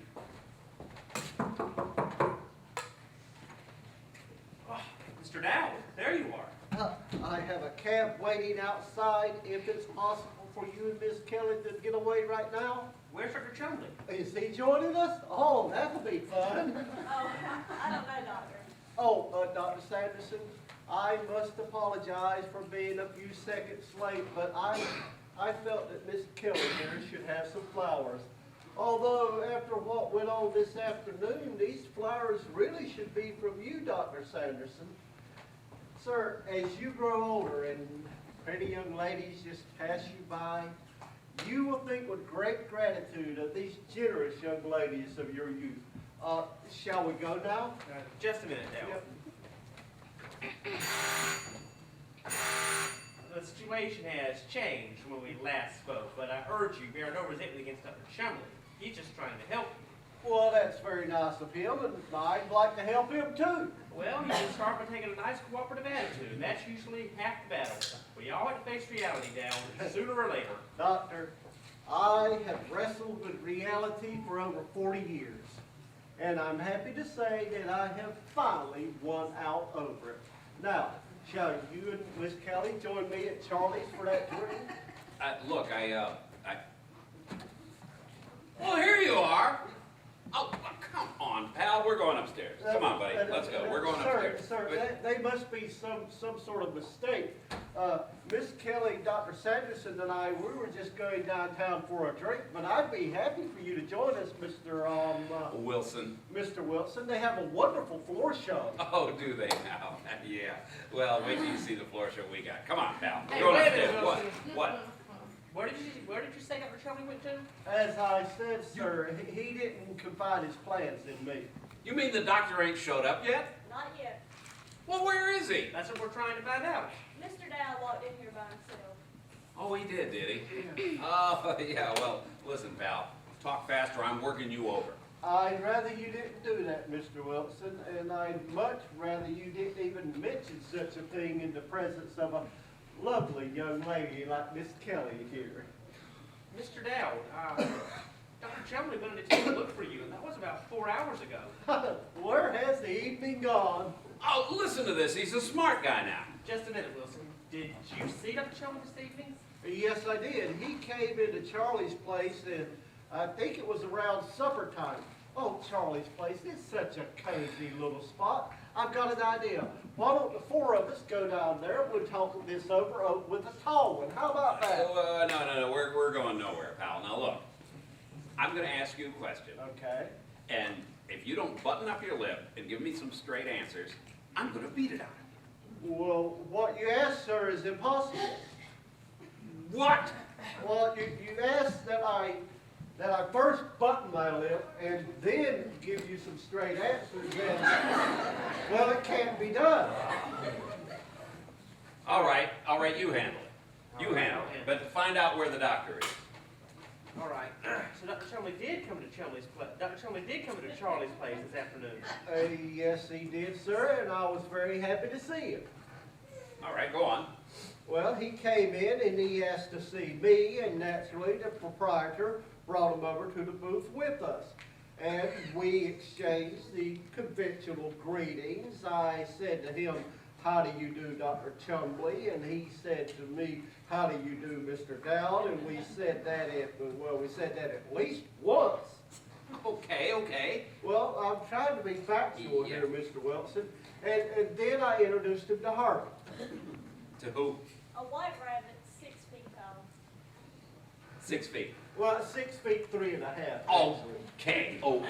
All right, fool around with this guy. And in the meantime, Dr. Chumley's probably lying in a ditch somewhere, bleeding to death. Well, if those were his plans for the evening, he sure didn't share that with me, sir. Go on, Dowd. Well, then Dr. Chumley sat down in the booth with us. Now, I was sitting on the outside like this, and Harvey was sitting on the inside next to the wall like this. and Dr. Chumley sat down directly across from Harvey so he could look at him. That's right. Spend all night on the seating arrangements. Well, then Harvey suggested that I buy him a drink. And knowing that he doesn't like to drink alone, I suggested to Dr. Chumley that he and I join him. And so? We joined him. Well, then what? We joined him again. Oh, come on now. Well, we kept right on joining. We'll just skip all the joining. And then Harvey and Dr. Chumley got into a conversation. It was rather quiet at first, and then later on it became rather heated, and Dr. Chumley raised his voice. Yeah? Why? Well, see, Harvey seemed to think that Dr. Chumley should assume part of the financial responsibilities of all the joining in, and Dr. Chumley didn't seem to want to do that. Well, I can believe that part of it. Yeah, well, let him talk. Let him talk. See how far he'll go. This guy's got guts. I don't know. Well, I said that I would take on the whole thing because I really didn't want any trouble, you know. We go into Charlie's place quite a bit, Harvey and I. And the proprietor, he's a very nice man with a, well, unique approach to life. And, well, then the other matter came up. Oh, would you cut all the damn double talk and just get on with it, please? Mr. Wilson, sir, I can see that you are indeed a sincere type person. But I must ask you to please, sir, refrain from using such language in the presence of Miss Kelly here. You're right, Dad, and we're sorry. You said the other matter came up. Oh, yes, there was this beautiful blonde woman named Mrs. Smethels. Her and her escort, they sat down in the booth across from us. At one point, Dr. Chumley got up, went over and sat down next to Miss Smethels, and insisted to her that they had met once before in Chicago. And then her escort then escorted Dr. Chumley back over to the booth with us and tried to point out to us that it would be better if Dr. Chumley attended to his own affairs. Does he have any? Does he have any what? Does he have any affairs? How would I know? Please hurry, Mr. Dad. We're very worried. Well, then Dr. Chumley suggested to Harvey that they go to, where was it? Oh, Blondie's Chicken Inn. Harvey wanted to go to Eddie's Bar instead. And while the two were arguing over this, I went to the bar to get us another round of drinks, and when I come back, they were gone. Well, where did they go? Where did they go? Where did the doctor go? I don't know. I had a date with Miss Kelly and Dr. Sampson here, and I came out here to pick them up, hoping that maybe we might run into Harvey and Dr. Chumley later on in the evening and make a great big party of it. Okay, so, you satisfied? You got his story. Listen, pal, you're lying and we know it. I never lie, Mr. Wilson. No, you've done something with the doctor and I'm finding out what it is. Don't touch it, Wilson. Well, maybe he isn't lying, Wilson. Oh, really? That's all this guy is a bunch of lies. Are you kidding? Do you really believe this story he's telling about the doctor sitting there talking to a big white rabbit? You don't believe that story, do you? Well, maybe Dr. Chumley did go to Charlie's place. Oh, and saw a big rabbit, I suppose. And why not? Harvey was there. At first, Dr. Chumley seemed a bit frightened of Harvey, but that turned into admiration as the evening wore on. The evening wore on. Now that's a nice little expression, isn't it? With your kind permission, I'd like to say it just once more. The evening wore on. And with your kind permission, I'm going to knock your teeth down your throat! Mr. Wilson, don't you have some old friends that you could go play with? The nerve of this guy! The nerve of this guy. He can't come out here with an ordinary case of the DTs. No, he has to come out here with a big white rabbit. As stimulating as all this is, I really must be going, okay? Charlie's place? Listen, is Dr. Chumley anywhere around there? He was there earlier with Mr. Dowd. What? Well, you know what to bite my head off. Gosh, he was mad. He said Mr. be Mr. McNulty, the bartender. He seems to think quite a bit of me. Well, as I said, I really must be going, okay? So goodbye. Wait a minute, wait a minute. Mr. Dowd, Yes, dear. Could I hold your hand, please? well, yes, if you want to. Now, poor Miss Chumley's very worried. Something must have happened to the doctor. Now, won't you please try to remember something to help her? Please? For you, my dear, for you, I would do anything. I would almost be willing to live my life over again, almost, but I've told it all. You're sure? Oh, I'm quite sure, but would you ask me just once more, please? I did so love the warm tone of your voice just then. So did I. Oh, nuts. Excuse me, sir? Nuts. Nuts. Oh, well, as I said, I really must be going, my dear. I've got things I've got to do. Mr. Dowd, Yes, dear. what is it that you do? Well, Harvey and I, we sit in the bars and we have a drink or two and we play the jukebox. And soon, the faces of the other people, they turn toward mine and they smile. And they're saying, "We don't know your name, mister, but you're a lovely fella." Harvey and I, we warm ourselves in these golden moments. And we've come in as strangers, but soon we have friends. They come over and they sit with us and they drink with us and they talk with us and they tell us of all the terrible things that they've done in life, and then they tell us of all the big wonderful things that they will do in life, and they tell us of their loves and their hates and their hopes and their regrets, and all these things are very, very big because nobody ever brings anything small into a bar. And then I introduce him to Harvey. And he is bigger and grander than anything they could offer me. And when they leave impressed. The same people, they seldom come back, but that's envy, and there's a little bit of envy in the best of us, and that's really too bad, isn't it, my dear? Mr. Dowd, Yes, sir. how did you come to call him Harvey? Well, Harvey's his name. I know, but how did you learn that? Well, now that's an interesting little story, Dr. Sanderson. Several years ago, I was walking along Fairfax Avenue between 18th and 19th Street. You know the block, Doctor? Yes. Well, I had just put Ed Hickey into a cab. Ed, he had been mixing his rye with his gin that evening, and I just felt he needed conveying. And as I was walking down the street, I hear this voice say to me, "Good evening, Mr. Dowd." And I turn around and I look, and leaning against this lamppost is this great big 6 foot, 3.5 inch white rabbit. Well, I thought nothing of it.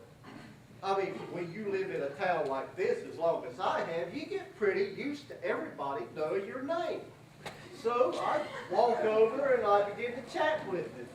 And he says to me, "Ed Hickey's a little bit spiffed this evening, or could I be mistaken?" Well, he wasn't mistaken. I mean, I think the world of Ed and all, but he was spiffed. So we begin to talk, and as we're talking, at one point I say to him, I say, "Sir, you have the distinct advantage over me. You know my name, but I don't know your name." And just as quickly, he turns to me and he says, "Well, what is your favorite name?" Well, I didn't have to think at all. I mean, Harvey's always been my favorite name, so I say to him, "Harvey." Now, and Doctor, this is the interesting part of this story. He says to me, "Well, what do you know? Harvey just happens to be my name." Mr. Dowd, Yes, what was sir. your father's name? John Frederick. When you were a child, you had a playmate, someone you spent countless hours of fun with, correct? Yes, sir. Yes, sir, I did. Why, didn't you? Yes, well, what was your friend's name? Vern. Vern McElhaney. Did you know he did the McElhaney's, Doctor? No. Oh, too bad, too bad. There were quite a few of them, and they did circulate. They were wonderful people, though, just wonderful people. Think, Mr. Dowd, you must have been someone at some time, at some place you knew by the name of Harvey. Think hard. Did you ever know anyone by that name? No, no, sir. Maybe that's why I always had such high hopes for it. Okay, Wilson, let's take him upstairs. I'm taking him nowhere. No, I'm taking him nowhere. You made this your show. Now you run it. You let him sit here and talk, forgetting all about Dr. Chumley. Okay, it's your show. You run it. Come on, Dowd. Come on, Elwood. Very well, Lyman. Okay, I'll go, but look, I can't stay too long. Remember, I promised Harvey I'd take him to that floor show. He absolutely loves that floor. Oh boy. Oh boy, oh boy, oh boy. Dr. Chumley, are you all right? All right? Of course I'm all right. Look, I'm being followed. Lock that door. Who's following you? None of your business. What?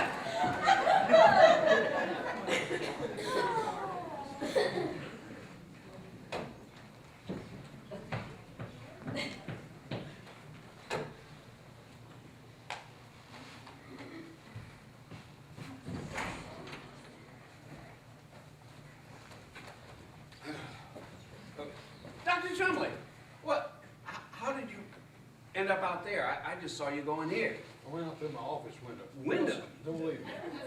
Oh, well, no, I won't leave you, Doc. Get that man Dad out of here. Oh, yeah, I'll take care of that right away. No, don't leave me. But you said that... Dunphy on his telephone. Oh, Nurse Dunphy, yeah, on the telephone. Yeah, sure. Let's see, 444. Hello, Dunphy. Look, bring that guy down his clothes. You give him his clothes back and bring him down here right away, okay? All right, thanks. Okay, yeah, that's, just a minute. I want to see Dr. Chumley. It's Judge Gaffney. Oh, hello, Myrtle. Dr. Chumley, this matter is serious. It most certainly is. We've got to talk to you. Is there some place we could go to talk? Not in there. Doctor don't want you in his office. Sit down, Dr. Chumley. Sit down, Myrtle May.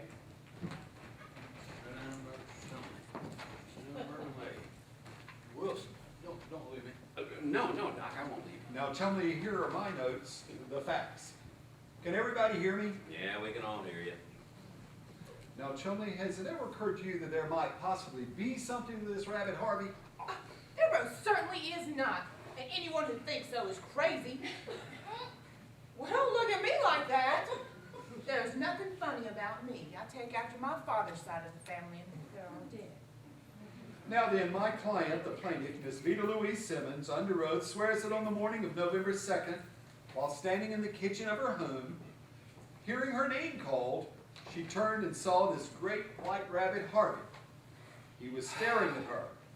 Resenting the intrusion, the plaintiff made certain remarks and drove the creature from the room. He went. What did she say to him? She was emphatic. The remarks are not important. I want to know how she got that creature out of her sanitarium. I'm in her home. And Judge, I hate for you to have to tell him about this. It's not a thing like Mother. Oh, come on, quit stalling, let's have it. She looked him right in the eye and exclaimed in the heat of anger, "The hell with you!" To hell with you, and he left? Yes, he left, but that's beside the point. The point is it perjury, or is it something that we can cope with? Now, I ask for your opinion, Doctor. Ruthie, I've been looking all over for you. Dr. Sampson, disregard what I told you this afternoon. I want you on my staff. You're an astute young man. Oh, Lyman, did you hear? See you later.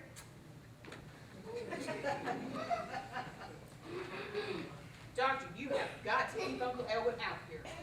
Oh, no, I want my sanatorium back the way it was before that man came out here this afternoon. I know what you mean. You do?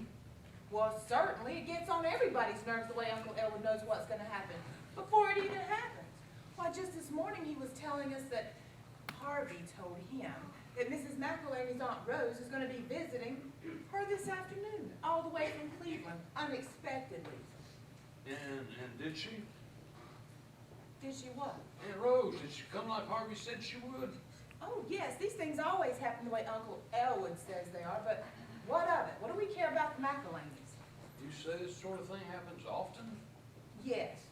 And isn't it silly? Uncle Elwood says Harvey tells him everything. Harvey knows everything.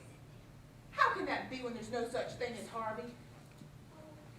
Fly specks. I've been spending my life among fly specks while miracles have been leaning against lampposts down on 18th and Fairfax.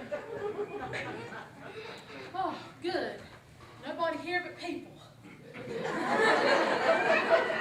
Mother, you promised you wouldn't come out here. Oh, good afternoon to you too. Now, I brought Elwood his bathrobe.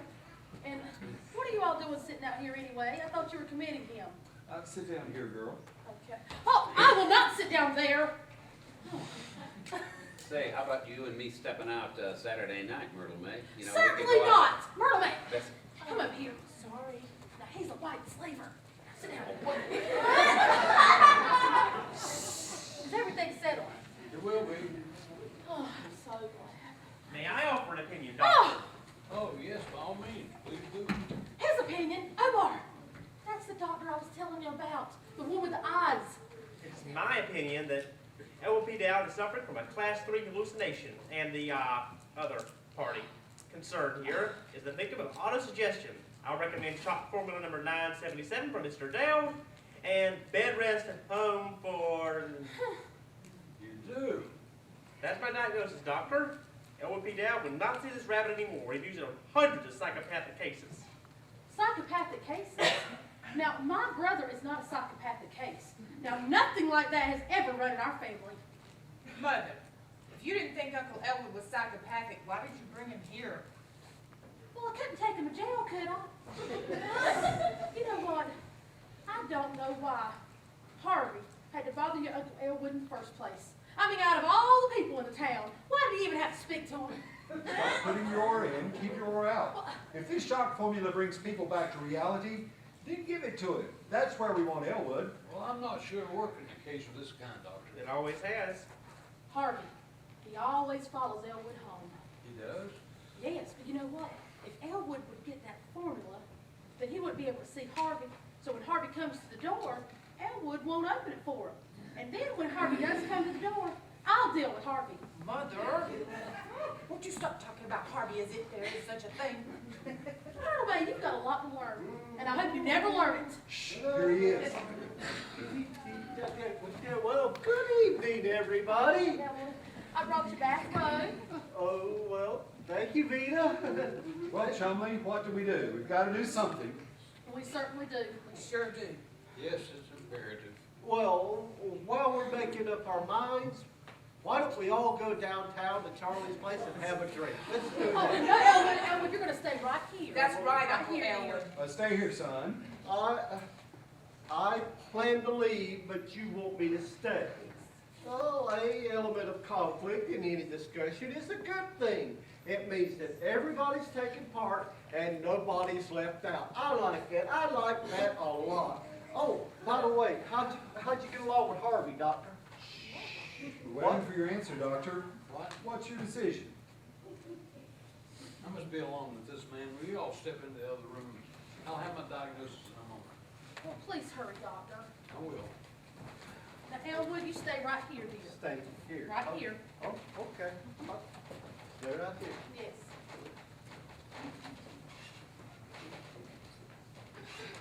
Mr. Dowd, let me give you this chair. Oh, well, thank you, Doctor. Thank you. Is there anything else I can get for you? What did you have in mind? Mr. Dowd, what kind of man are you? Where do you come from? Didn't I give you one of my cards? And where on the face of this tired find a creature like him. Oh, you mean Harvey, the puka?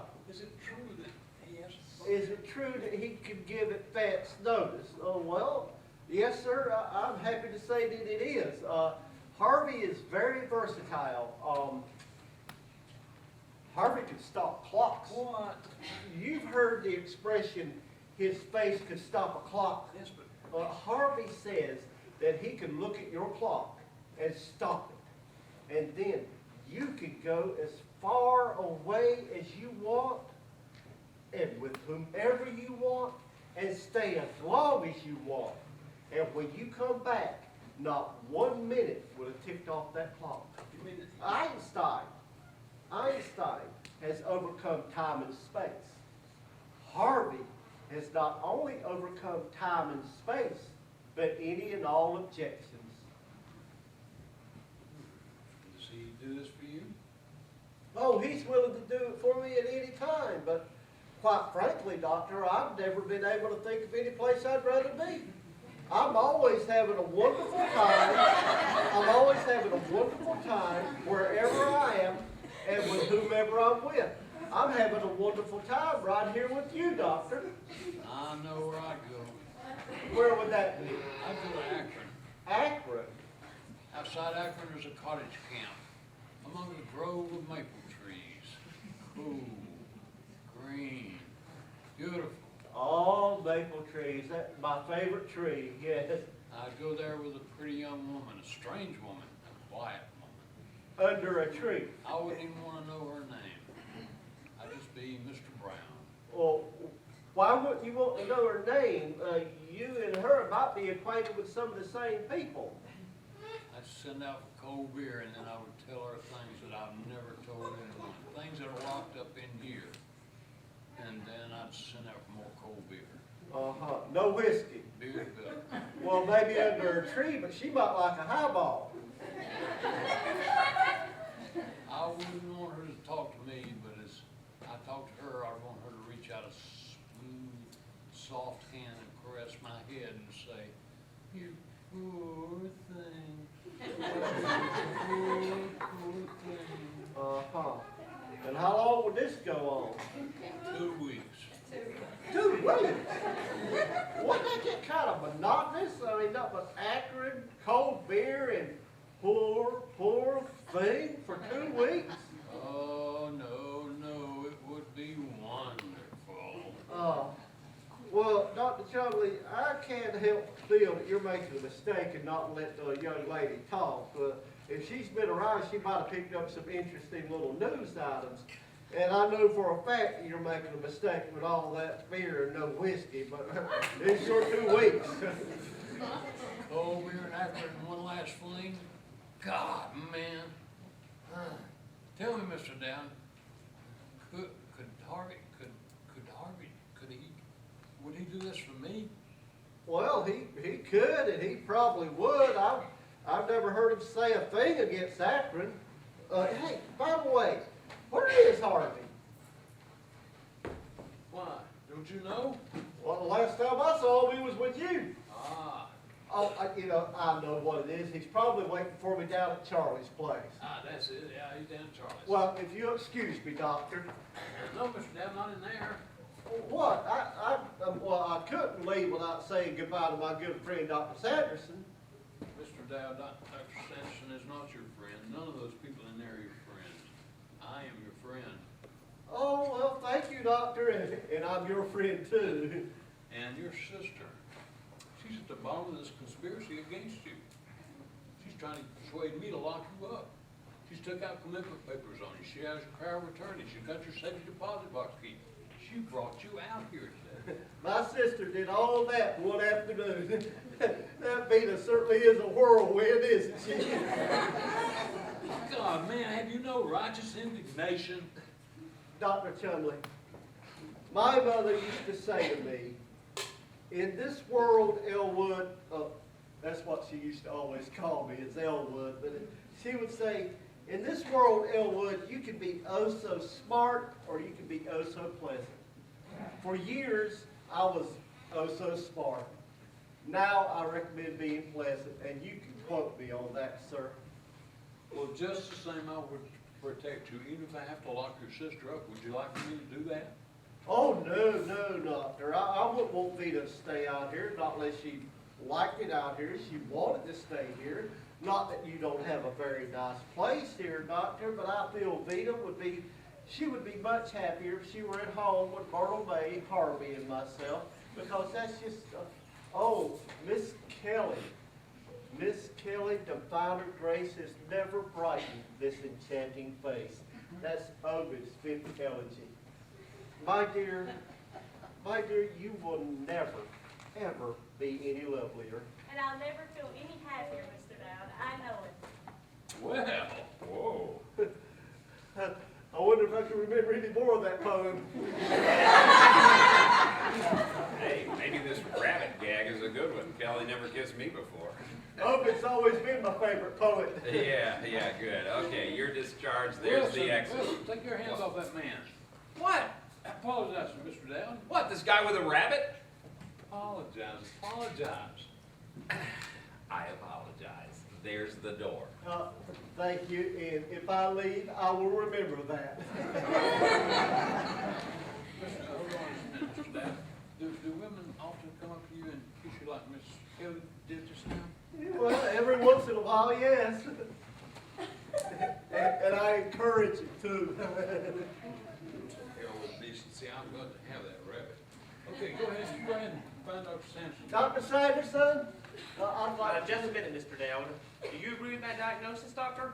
Yes, call them all in. Myrtle May, Miss Simmons, Judge Gaffney, come on in. Is everything settled, Doctor? I find I concur with Dr. Sampson. Oh, thank goodness, what a relief. Good boy. Well, good. Let's celebrate then. I happen to have a list of all the brand new bars in town right in the back of this little book. Let's choose one so we can go celebrate. How about, come here, though. Let's go to, yes. Now, this objection carries a very violent reaction. I can't give it to him unless he agrees. Will he agree to take it? Oh, he will if I ask him. Give up his rabbit? I doubt it. Well, don't ask him, just give it to him. Bessie's Barn Dance. We could go to Blondie's Chicken Inn. You like that, Blondie's Chicken Inn. The Better Late Than Never. Betty's Drive-In. Elwood. That's what, a good idea. We'll go to Betty's Drive-In. I think we'd better phone ahead for a table. How many of us is it going to be, Vita? Let's see. One, two. Oh, Elwood! Mr. Dowd, I have a formula that would be good for you. Will you take it?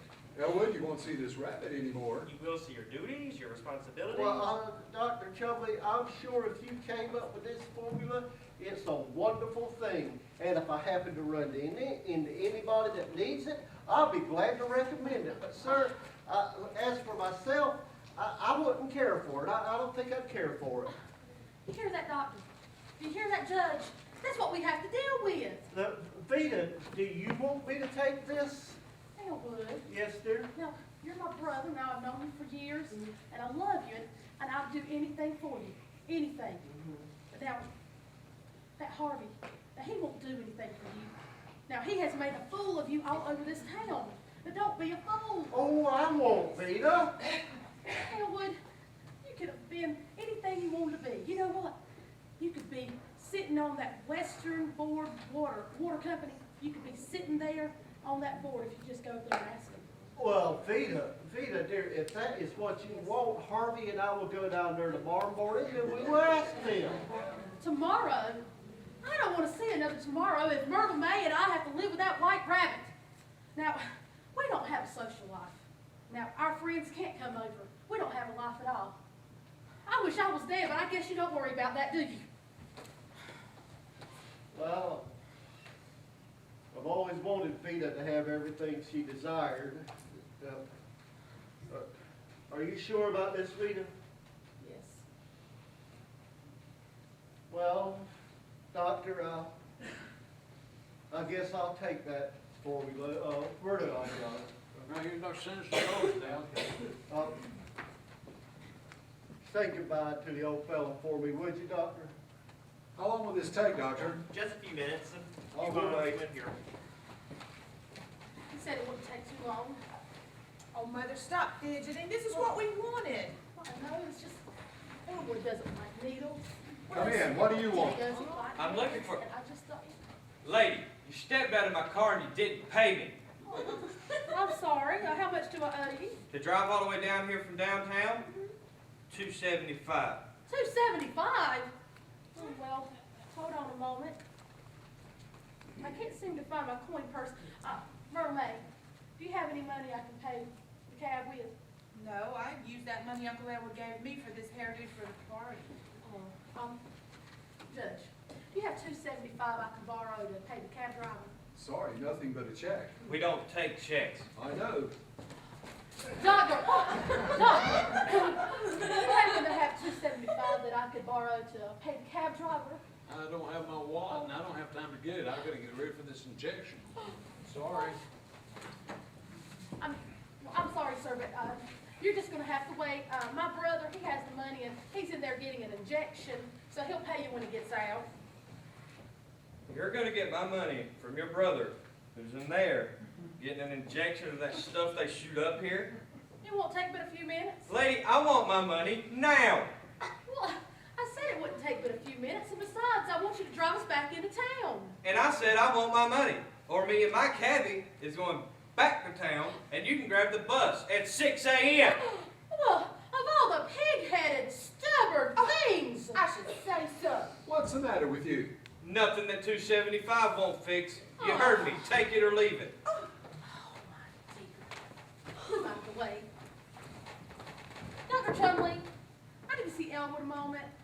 Don't take too long, Dad. Cab driver won't wait. I'm sorry. Yes, dear. Elwood. Yes. This is our cab driver.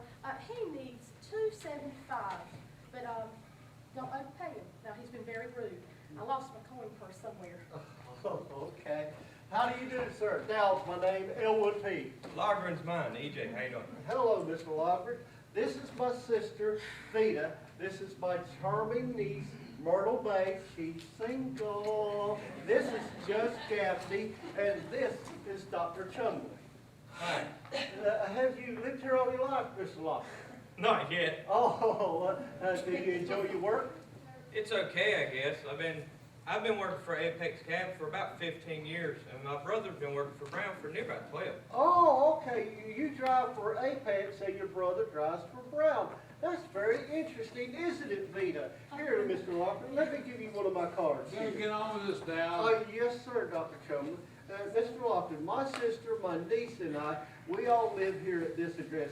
Won't you and your brother come and have dinner with us sometime? Sure, I'd be glad to. When would you be glad to? Well, it'd have to be on Tuesday, because I'm on duty all the rest of the week. Well, then you and your brother must come by Tuesday night and have dinner with us. We will be expecting to see you, and we'll be delighted to see you, won't we, Vita?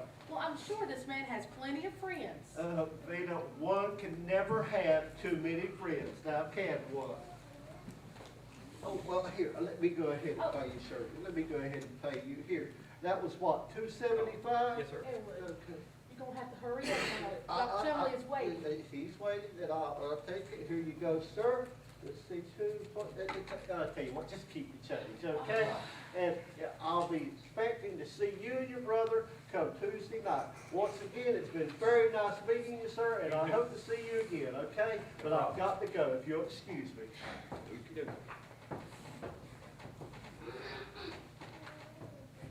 He's a sweet guy. Certainly, but you could have just as well waited. Look, I've been driving this route for 15 years.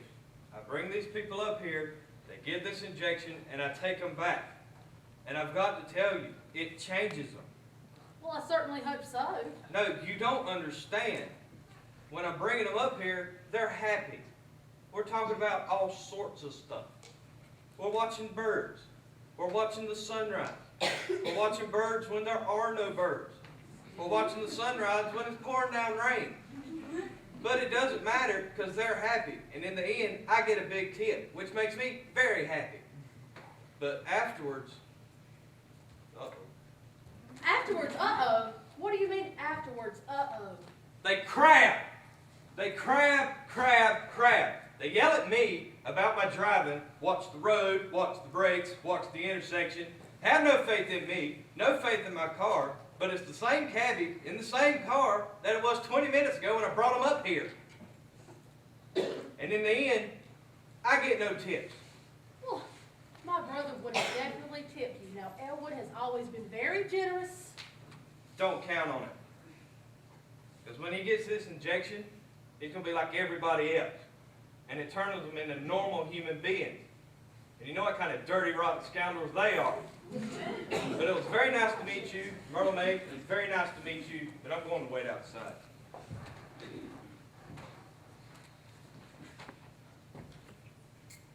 Judge, Myrtle May, I don't want Elwood to get that injection. Come out. What? Come out, Elwood. Come on out. Dr. Chumley, Hey, start the hey there, procedure. Dr. Chumley's giving the injection. Look now, I don't like people like that. Now, Elwood doesn't want to be like that. Now, he doesn't need that shot. Come on out, Elwood. Judge, you gotta do Come on out, something. You Elwood. gotta stop her. Come on, Mother, Elwood. stop it. Shut up. Now, I am older than you, and I knew your father, and I knew my father, and I knew every single man in our family.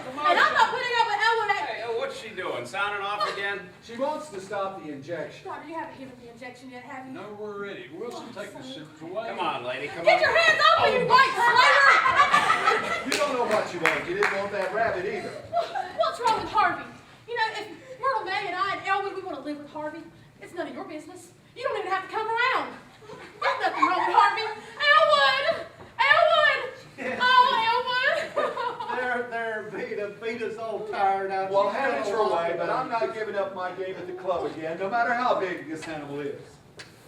Oh, Elwood. You know, I wish I'd have never seen this place. I hate it. Let's just go on home. Now, see No, here. Dr. Chumley, it's whatever Vita wants, okay? It's whatever she wants. Wait a minute. What? I had my coin purse the whole time. I could have paid the cab driver. Harvey! Harvey! Come along, Myrtle May. Come along, Elwood, dear. We're going home. Okay, I'll be right along, dear. Yes, dear. I'll be right along. Come along, Elwood. Yes, I'll be right along. Well, goodbye, Mr. Wilson, Yeah, goodbye. and, well, Dr. Chumley, I've always known what my family thought of Harvey. But I've often wondered what Harvey's family thought of me. Well, I've got to be going, but if you'll excuse me, Doctor. No, Doctor, if you'll pardon me. No, sir, excuse me, you're standing in his way. Hey, buddy, where have you been? I've been looking all over for you.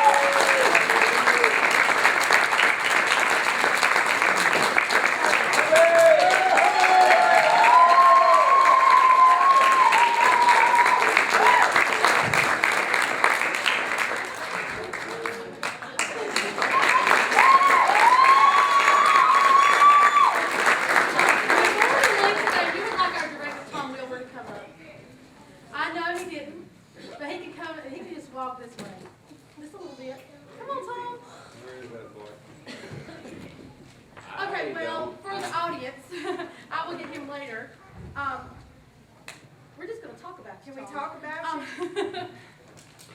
All right, well, there's a reason why the director is not on stage. He is very humble, but he is a fantastic director. Tom Wilbur.